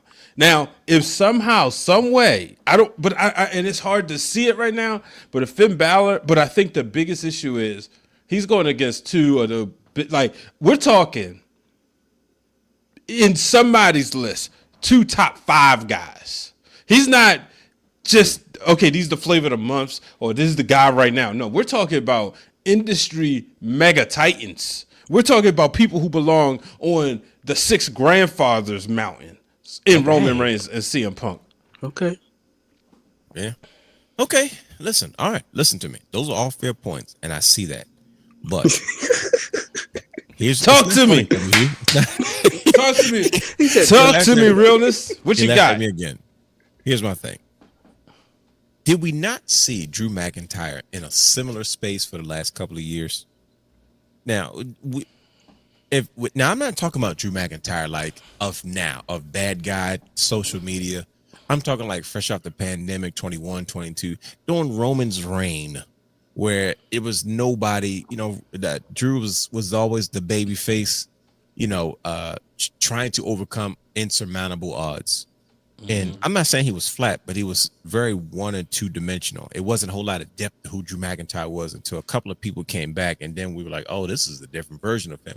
But we think about that space. Isn't it not how we thought about him during that time period? What I'm saying is, it's a possibility that Triple H might be trying to create another main event player is because you, Brian H., you used a very key term, and this is what I wanted to stop you early on, and you was like, hold on, let me finish my second point. What I was referring to, you said something very key. You said when people get wrestler fatigue. Yep. And I'm like, yeah, but you'll never get wrestler fatigue with CM Punk and Roman Reigns because these guys are part-timers. I knew you was going to say that. They're only there when they're needed. So, like, as soon as CM Punk loses that belt, he's gone for another 6 more months. You're not going to see him. But now they called his number. They need him. He's having the run that he was supposed to have. I think he was the run that he was only supposed to capture at this WrestleMania. He's supposed to start, but it started early because Seth got hurt. He wasn't available. But in that space, you gotta have talent that's there that can carry these shows. Drew stepped up. Cody stepped up, and we even got some new guys really in the mix now, like Jacob Fatu, which is really, really scary.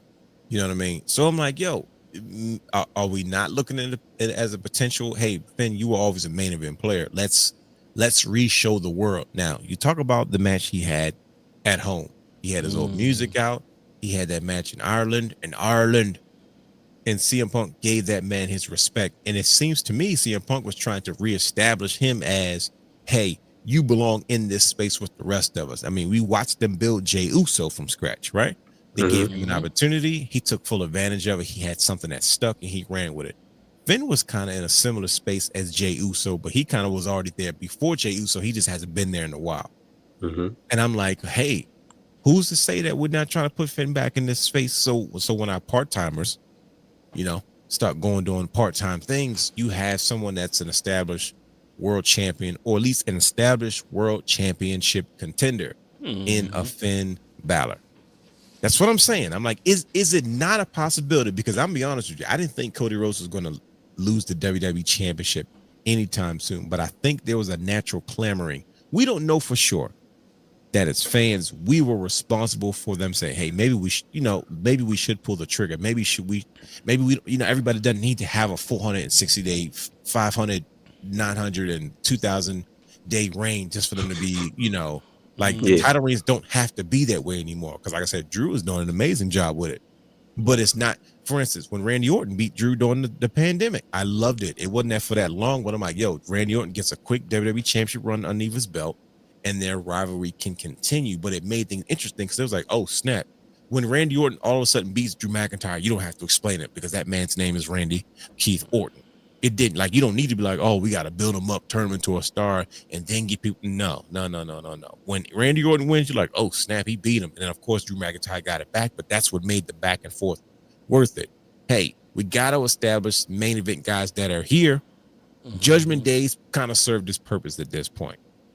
They don't really need each other. as much as they used to. They kind of do their own thing anyway and just kind of hang out whenever they hang out. So it's like you don't even really need you don't need to break them up, but you don't really need to keep them together either. Right. It's like, yeah, but Finn Balor was handpicked by Vince to be the first WWE Universal Champion. I mean, there's no slight for that. You know, obviously Kevin Owens was another one. Like these were the two players that made it out of Triple H's NXT and fit right into Vince McMahon's vision of what would happen next. Now, he was a one-dimensional character under Vince. Triple H takes the reins, and creatively, we got the version of Finn Balor that we get now. But are we not creatively going back to saying, hey, let's reestablish Finn? Because he was always supposed to be in this space. And one thing that we've seen Triple H do is he's righting a lot of wrongs. A lot of people that felt like they should have been in one place, he kind of put them back where they should have been. So all I'm saying is that let's not act like he wasn't one of the OGs of NXT. He wasn't Triple H's golden child. William Regal, all those guys on the main roster now. And Finn is a talent. He proved that he could be a big time talent is because, yes, he may not be the one doing the morning shows, but he is he's still a huge draw. And he proved it when he went back home. That's why they gave him his old music back. So it's like, you know, his he had Judgment Day version music where it was similar to his popular stuff, and they slowed it down, add a little bit of metal, as Brother Guy says, needs more metal.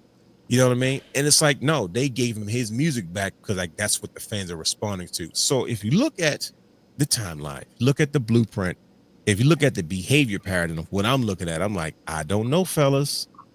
Even if it's for a weekend. Now, of course, this is the last thing since Mania, and I have Brother Hugh. I'm not jaded. I have a hard time believing that they would disrupt CM Punk versus Roman Reigns and say, okay, we're going to go with Finn Balor. All of a sudden, if there was one more PLE in between, I said, I was about to say, yeah, he might get it for a month. If this happened at Rumble, then I'm with you. But nah. But it's hard to CM Punk versus Roman Reigns on the marquee. It's just like, yeah, it's hard to beat that one. But I don't know, fellas. I just get this vibe that they're trying to reestablish him as a main event player, not as just, you know, a funny guy. Like he belongs in this conversation. That's kind of CM Punk has been kind of baiting him into, like, you know what, you've been here. Like you're not a young guy. You belong in this space, but you're too busy, you know, being a schemer and a plotter with the Judgment Day. You've lost who you're supposed to be. And I'm like, well, hey, does he not have a chance? Now look at this guy. Does he not have a chance to get it back? I mean, look what Jey Uso. If Jey Uso was able to do it, and he did it from scratch because he was never in the conversation. He was a tag team wrestler, right? And look what they did with him in a short time. They gave him a short IC title run. Remember it was a celebrate because that was his first singles title. We thought that was it. We're like, well, shoot, he's done everything. He's another member of his family is an intercontinental champion. We thought that was a big deal, first singles title, and then he lost it. And we were mad to, you know, Braun Breaker and stuff like that, but we didn't know the plans were, oh shoot, now he's got a chance at a world title, wins the Rumble, didn't see that coming. I was for sure John Cena was going to find a way to win. And then all of a sudden he has a world title run for his period of time that he had it. He lost it, but once he's lost it, he's officially still main event Jey Uso. He's on the cricket commercials, he's on Slim Jim commercials. He's a main event player now. So when you need a contender, you can plug in Jey Uso. You can throw him in that main event. You can throw him in the contenders match. You can throw him in a maybe not so much now because he's a tag champion, but he's still taking that main event level talent to the tag division now. He's still main event Jey Uso. And I'm like, hey, what is it so impossible that they do that with Finn Balor now? It's because they did it with Jey. They did it with Drew McIntyre. Drew McIntyre is our WWE champion right now. I didn't see that. I'm like, oh yeah, Golden Boy Cody's going to have it for, if Cena had it for 700 days, Golden Boy Cody's he's going to have it for 699.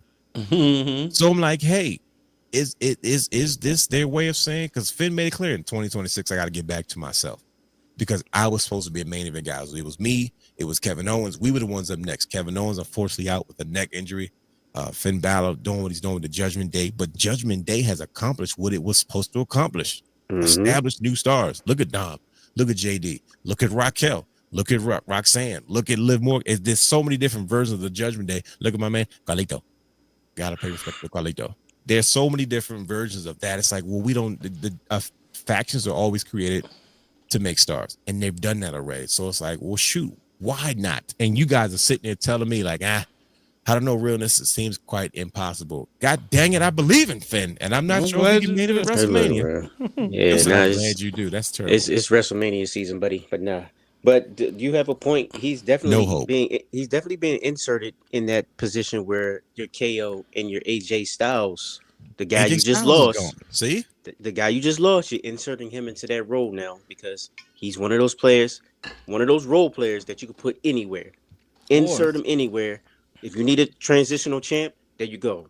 Bingo. You know, if you need somebody to just put on a good match with your current champ, there you go. Finn Balor is that guy. And like you said, they are definitely reestablishing him right now. To be honest, you telling me he gotta wait till after WrestleMania? Yeah, he gotta wait till after. You're not gonna. It's not gonna happen now. Like you got your two big guys. That's the marquee match. Nothing else is gonna sell WrestleMania right now. What else is gonna sell WrestleMania? I'll wait. You're not getting Jay Bianca. No. You might not get Braun. You might not get Seth. They better, who else is gonna sell WrestleMania? Charlotte Flair in that joint. Yep, Charlotte Flair. Nobody wants to see. Right. Nobody wants to see Cody and Drew again. No. Hopefully they insert what's his name, Jacob. I'm hoping that they do that. He's been a twist. So like, no, but you know what though? What's that? Who's to say he could be doing all this build up and everything you just said? Mm-hmm. But who's to say it's got to be on Mondays? They could be setting all this up to reprogram Finn and all of that. Imagine he loses in a situation. Like, let's say he loses on next Saturday, and Monday or the next Monday. All right, loser leaves Raw match, whatever. He go to SmackDown, boom, he's right there. Because I think if this is SmackDown, we're having a different conversation because the demand. Obviously, why is that? Why is it a different conversation if this is on SmackDown versus Raw? Because the demand can be greater than what we have. There can be a demand because it's like, all right, we got the moment. We got Drew. We got him winning the championship, right? Mm-hmm. And you said it. We don't always need the long reigns. A demand for Finn Balor could supersede our love that we have for Drew being champion right now. I see that more possible than the demand for Finn Balor being more than Roman and overtaking Roman and Punk. Okay. Yeah. You got a point. Is because he would be in the mix with. There's a handful of other guys over there. Kevin Owens is probably pissed off right now because he would be perfect, like right in the mix of this, especially on SmackDown because you got Sammy. Cody Rhodes is probably gonna be pissed off at Sammy because we all saw how that went down. Right. But Sami Zayn is in that conversation where he's like he's always a bridesmaid and never a bride, but he's always there, but he's never the star of the show. And you remember. In 2016, 17, when the women's title, the Raw women's title went from Charlotte to Sasha, to Charlotte to Sasha, to Bayley, to Charlotte, to Bayley. You can do that right now with the WWE Championship. I think it could get a little hot in the kitchen. Little hot potatoes. You could do that. Which one is the Universal Championship? I can't remember. The WWE title. Okay, that's what I thought. Yeah. The one that he technically never really lost. Yeah, kind of. Yeah. So you have a point. I could see that. It's just it could be weird. A setup to send them over. That's also a possibility. The process, like you always say, to get us used to seeing him now, or re-used to seeing him in this spot. See, so now that's what Triple H does. Damn. Yeah. See, look, it just hit you, didn't it? It did. One thing that brother guy keeps bringing up is the demon. What if this whole thing is not really about him being world champion, but just kind of reintroducing an aspect of himself that he lost? You guys mentioned it before, like, hey, look, Brother Hugh said it early on. He said, look, there's something that Finn is notoriously known for. When he runs out of answers, he's got to tap into something that he usually doesn't want to. He's like, I got to tap. Like, what if this is the thing that kind of puts him over the edge and the demon becomes more of a more permanent character where Finn doesn't doing as much talking and joking, but he's a much more serious character, even like on a SmackDown.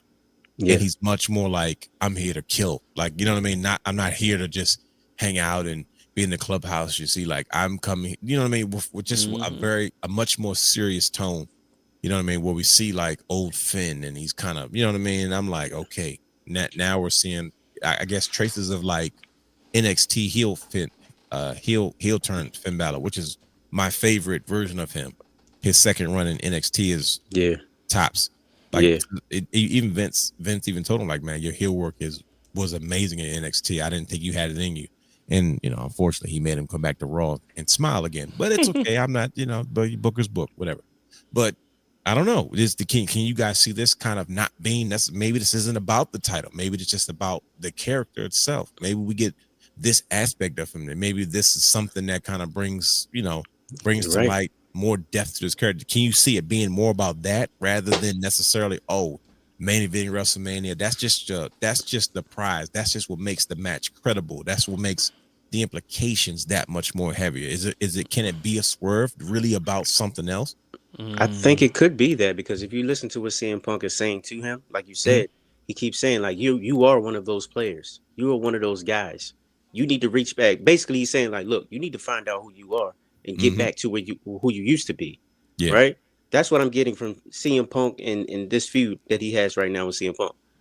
That's exactly what I'm getting. So it's like, yeah, I can kind of see him going back, kind of reach down deep, becoming a demon again. The real issue is, if he does become the demon, do they book him the correct way? Because I know he mentioned on the podcast, I can't remember which one it was. I want to say it was Stephanie or somebody. But yeah, I said it. But but he mentioned, he was like, well, one issue I had with the demon character is that Vince wanted him all the time, and they stopped booking him as an attraction. Oh, you see what I'm saying? Yeah, he didn't want it to get wasted that way. Yeah, exactly. Yeah, exactly. It was kind of it was that old Carney thing. Yeah, you kill the aura, you kill the essence of the demon. Yeah, let's give fans something to look at today. Yeah. So that's my major issue with it, if he does go to the demon. But like I said, he's not there right now. He's getting back to where he needs to be in that main event picture. But he has to go overboard, and they got to bring it out of him. The demon is coming back. Okay. So now I gotta watch Demon Finn versus Edge. Yeah, well, Brother Guy said there's no attraction like that anymore. It's no Undertaker, it's no Kane, no Bray Wyatt. Rest in peace. Because Wyatt ain't doing it. Yeah, like they started with it, but now they're getting into. It seems like they're like, hey, look, we can't do this mysterious thing for everything. Kind of like the Undertaker. You know what I'm saying? After a while, you have to evolve. Is that something we're looking at with Finn Balor? I don't know, man. He's kind of like, do we need that role in today's WWE? Do we still need that character? Because you got a guy like an Aleister Black that's still kind of brooding. You know what I mean? He has a brooding. He's hurt. Yeah, is he? Is he still injured? Mm-hmm. Okay. Well, he just got hurt, so it's sort of. Okay. He's even when he's come back, to me, he's doing the best work he's done. Even when he was in AEW, it was like it was too dark to the point where it fell on deaf ears. Versus, right production. You used to always say that. Yeah, versus what you're looking at in WWE, it's like they know the character a tad bit more. It's like we're not gonna, you don't gotta be this brooding, but let's put you in these situations where you can kind of keep your mysticism and keep your mystery, and then you getting in the ring kind of exposes the world to who you really are. You know what I mean? So it's like, this is just what I'm speculating, because we don't have these characters anymore, like Brother Guy said, with like no Undertaker or no Kane or no Bray Wyatt. Like those were three specific characters that brought that thing to someone to me who I thought was wildly unsuccessful, in my opinion, was like Abyss. He played he filled that role for TNA, but eventually he got away from it as well. You know what I mean? He kind of had this prison gimmick, and he kind of took his teeth out. But at first, he was trying to be, and then they had Judas Messias. I forgot what his real name is. He was in AAA. I don't know if he's still part of AAA, but I know he was a big part of AAA when he showed up. Kind of same way, brooding and bleeding from the mouth. I was like, oh look, this is Abyss's Kane. You know what I mean? You're going to get that's what we thought it was, but then the match happened, and you were like, TNA couldn't pull off what they needed to do to make that those two characters have that same feel. Versus, you're talking about the WWE, we had lightning bolts, we had fire, you know what I mean? We had a backstory, We had creative, Paul Bearer backstage talking to Jerry Lawler about the Undertaker's mama. And, you know what I'm saying? So like there was these things that kind of fed into these stories versus just one day you show up and then now you're bleeding from the mouth. But then you got to explain to everybody for the next couple months, who are you? Why are you here? Why are you going toe to toe with the best? Why do you kind of look menacing and demonic? And there's all these questions that you have to answer. And you only have an hour show on Spike without the same budget or creative as WWE. So this is, is this something we need? Do we need this type of character? As far as the demon is concerned, like this mystic, this oh shoot, when the demon comes, look out. I mean, go ahead. I was gonna say, almost at this point, this conversation is making me say, the next time I see him, I want to see him wear the gold. Like I want to see him win the championship. From Roman Reigns? No, from Cody or Drew. Okay. The WWE championship. Oh, so you don't mind Cody, but it's just No, we need Roman back as champion. I mean, is he gonna be there, or is this like a part-time? Don't matter. I was just asking. Sorry. He'll be there. All right. But at the end of the day, you're pretty much saying it ain't gonna happen at WrestleMania. It's not gonna happen at WrestleMania. No. You guys are jerks. That's fine. That's how I'm in the show on the most unprofessional way. Like, you know what? I don't like neither one of you guys' shirts. I'm gonna just say this though. I'm gonna say this. Petty. Yes, sir. Go ahead. Thank you for naming the show this way, because if it happens next year, it works good for SEO. There you go. See, we can run it back. That's how you kill two birds with one stone. There it is. Big lessons, kids. We've been doing this for a while. Mm-hmm. But no, this is a great conversation. We appreciate you hanging out with us, Brian. Because I told you, what did I tell you? The numbers are going up. The West Coast people have walked into the building. You see it? You see it? Going to work at night. But yeah, man, can Finn Balor main event WrestleMania? Whoo, that's a tough one. As much as I believe that he can, there's so much stacked against him. I'm not going to say that he can't, but man, I mean, I'm glad that Finn Balor, the attention to who he is he kind of reminds me of the CM Punk. Right? Remember CM when Edge retired, and we like, man, we kind of need that next person. And CM Punk was kind of there, but he was on commentary for a little bit, and then this is before like he went full blown like Summer of Punk type stuff. And I'm not talking about the Ring of Honor version. I'm talking about the WWE version. Right. Where it's like, hey man, like you said, AJ's retiring, or I'm assuming so. What sweet happens on Monday, because I got a bad feeling. Will the Fiend be in the box? I mean, not the Fiend, the Demon be in the box? It's a possibility. Just pop out like a Christmas, like kind of like Sting did. Right. When his face paint melts, he's like, y'all know who in that daggone box. He said, this is acrylic paint. This is melting off my face. Right. But it's fine. Wow, but no, YouTube just hit a boost. I told you. You thought I was joking. I didn't think he was joking. I'm just. I you trying to keep going? You trying to keep going?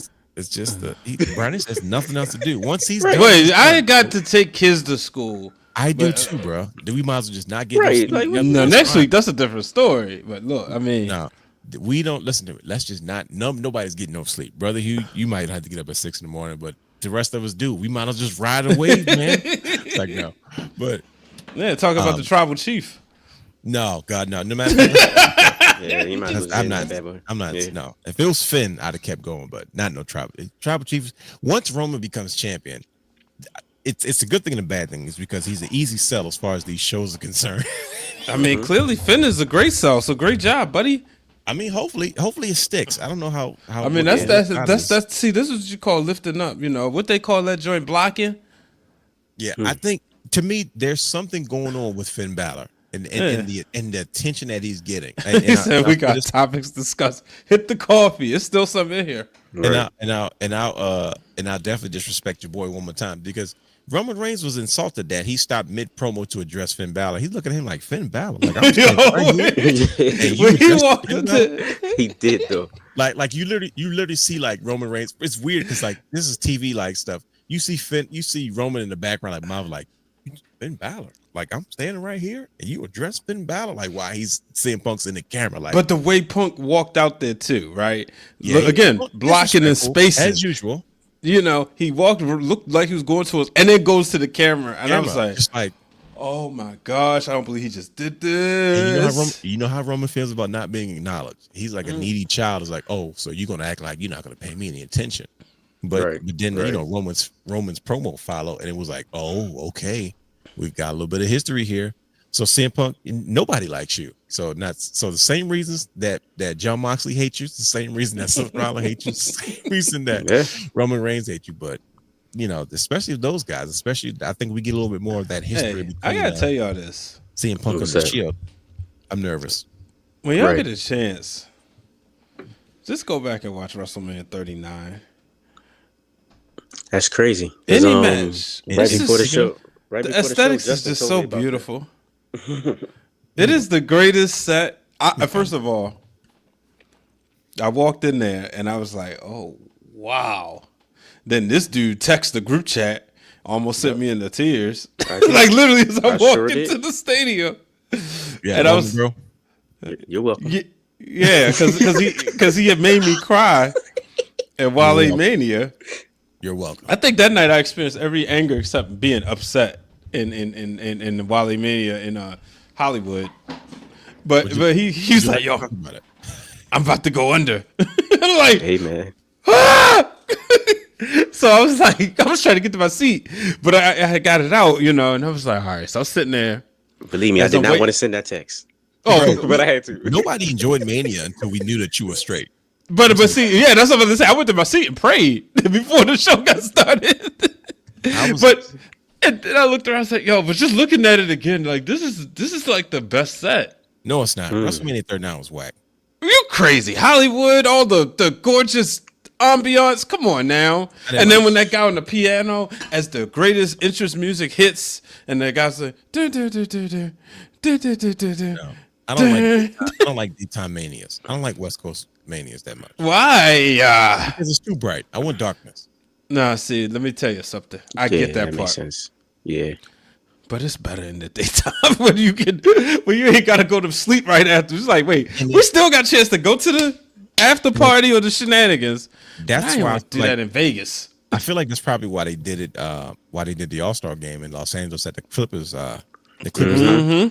So I'm like, this is like, and that's super early. It's 1:00 because of the Olympics. It was over like 8:00. I was like, this is the afternoon over there. They about to spend the rest of the day chatting with Philly was cold. Yeah, that first day. Yes. It was a beautiful set, I have to say. April. Yes. Let's watch that one, WrestleMania 40. Nah, I'm good. I watched the opening match or the main event. I actually did watch the main event of night one the other day. Final boss. But it was so cold. It was cold, bro. To the point of standing up there, rocking back and forth, trying to get warm. That's and I was rough, like, you had to work too hard for Mania. That's not what you're there to do. They talking about, and then I remember Van Lathan was like, the people was like, yo, why the Philly crowd so dead? He said, we cold. They can't feel their fingers. Night 2 was much better, and I felt bad for the wrestlers the whole time. I'm like, yo, this ain't fair, bro. Yeah, I think the big 3 was on night 1. Yeah, and they was looking good as ever, and I was just like, poor ladies. It was dancing and flipping and twirling, trying to stay warm, trying to keep my toes warm. See, that was a perfect build up too. We was gonna have them all together that year. Then we was gonna get Jay versus Naomi last year. We got that. And then we was gonna get Jay versus God daggone finger. But I hope did y'all see her story? No, I didn't look at it. Yeah. Oh, don't. Well, it's gone now. But when she was like doing her rehab, yeah. All love to Bianca. Did she already have the surgery? Yeah, she had the surgery. They had to break it, didn't they?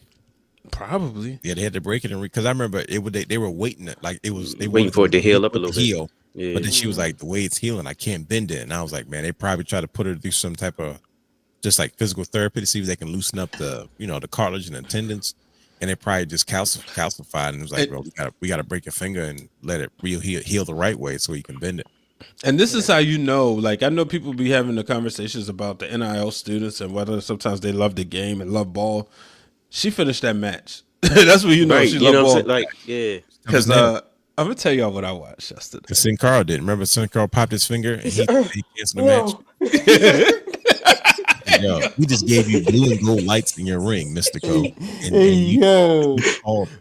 he called for the people to carry him out. I'm like, bro, did he just pop his finger? Why did he carry out? He broke his leg. And speaking of injuries, the match that's on my TV now is Shane McMahon.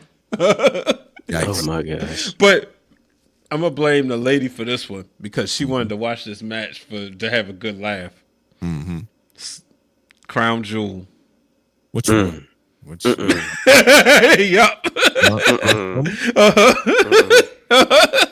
Crown Jewel. Wrestlemania, the greatest Royal Rumble. No, don't know. Yeah, it's the worst match in the history of worst matches. Oh no! Please don't tell me. No, right? Yeah, we forgot about that.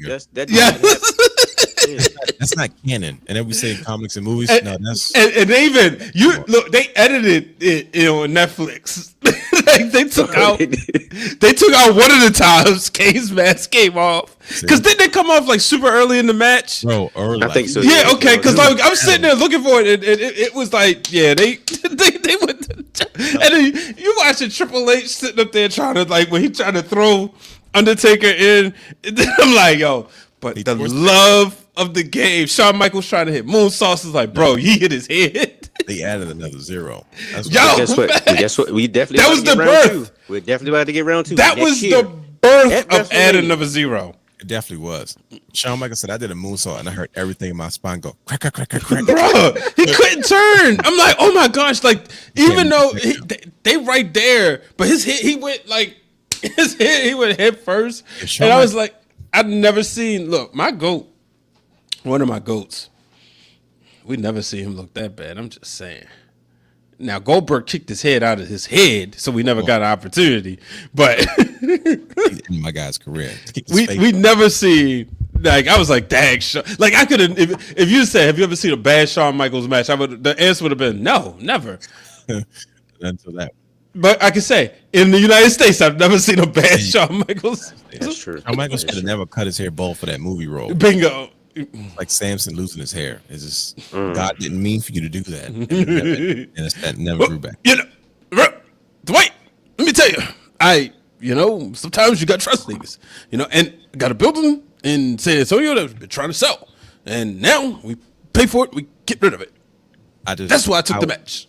I will never get over Brian H. saying, Shawn Michaels, what's going on with your Explorer page? He says, I'm not really on the Explorer. I can't take credit for that. That's Kaz's question. That's crazy. I don't too much about Internet Explorer. I said I believe. and he did. Did y'all see some of the latest recruits?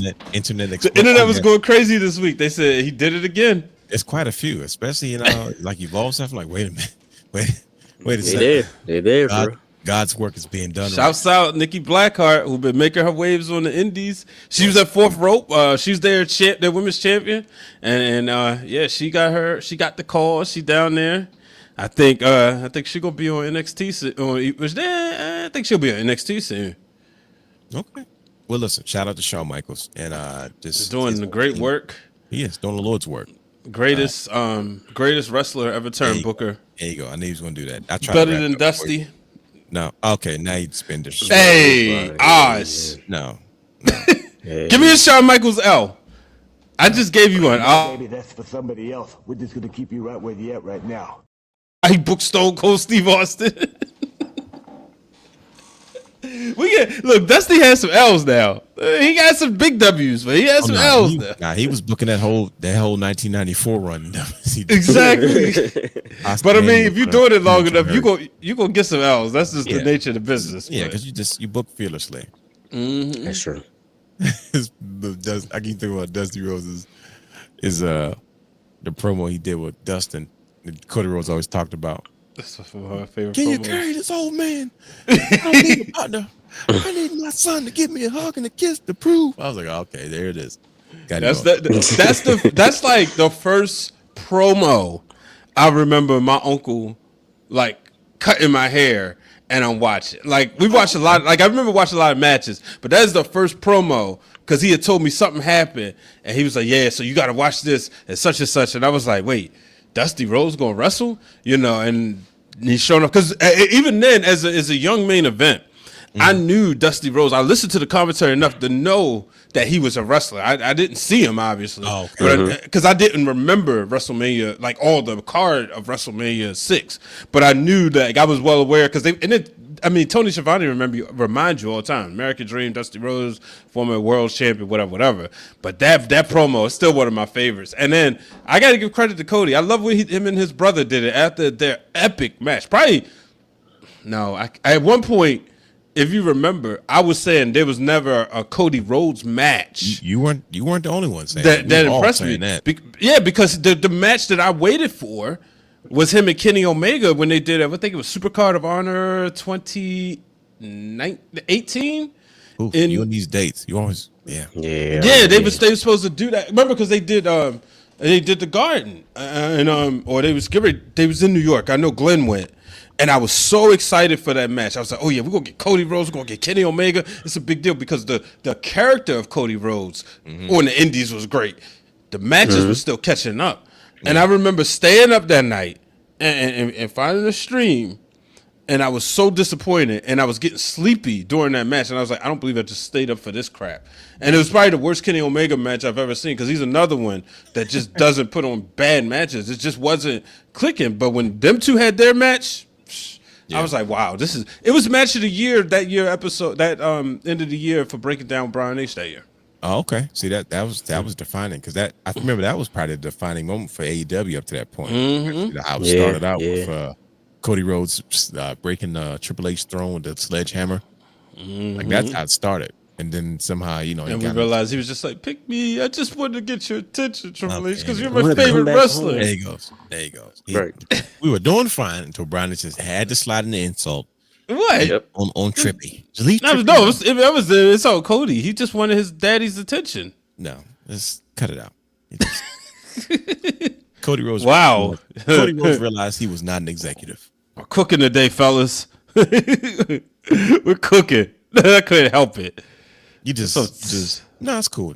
I don't blame you, Brian H, because somebody pissed you off earlier. So right, man. I expected to get full all this evening, but it's okay. But excellent show. I think we will revisit this conversation at some point. Maybe not as a main event, but I just got a funny feeling, fellas. Something's going on with this thing, and it's hard to put our finger on it because of the way Triple H and his creative team does their way of kind of getting us reinvested in characters that we feel like should be in certain spaces. We're losing AJ Styles allegedly. Right. There's a changing of the guard. There's quite a few talent that are dealing with injuries, and Finn Balor's star power is probably much needed right now, especially going to WrestleMania season. Issues with tickets, obviously the prices, not the product. But we are a week away from the Elimination Chamber, and then after that, we are full steam ahead to WrestleMania 42 in Las Vegas. Now, to that point in time, you can follow us on all of our social media platforms at Wrestle Realm. Subscribe to our Patreon, Twitch, and YouTube at the Wrestle Realm. You can follow Championship Culture on Instagram at Championship Culture _. Don't forget to watch is it Wrestling for the Culture with Brian H? This special time this Friday at 12 p.m. correct, Eastern time? Yeah, that's gonna be when there's interviews. That's gonna be the slot. Okay. Put it out on Friday at 12 p.m. Looking forward to that one so much. Go back and watch all the content on our YouTube channel. Go back and watch all of Championship Culture in our playlist. It's all that content is there. There's so much going on in 2026 as we celebrate our 15 years of existence. And I'm getting the shape up tomorrow, so you might get a bonus episode of breaking down Brian H. Brian H is getting shape up tomorrow. We might get a bonus episode. There's so many great things happening right now. So many people a part of our culture that are doing so many great things. So I just want one more quick shout out to all you that keep doing your thing, keep handling your business, man. Keep being known, keep being present, and always represent us, represent yourself, represent your brands, and we're taking over. So this has been amazing. It's been fun. But in the meantime, we got to get out of here, and we will see you next week. So with that being said, wrestling fans, stay wrestling fans. We out of here. Peace.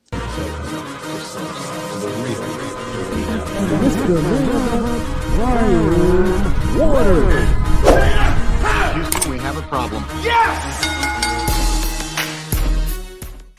For all exclusive shows and bonus material, subscribe to our Patreon channel at patreon.com/wrestlingfortheculture. youtube.com/thewrestling_realm.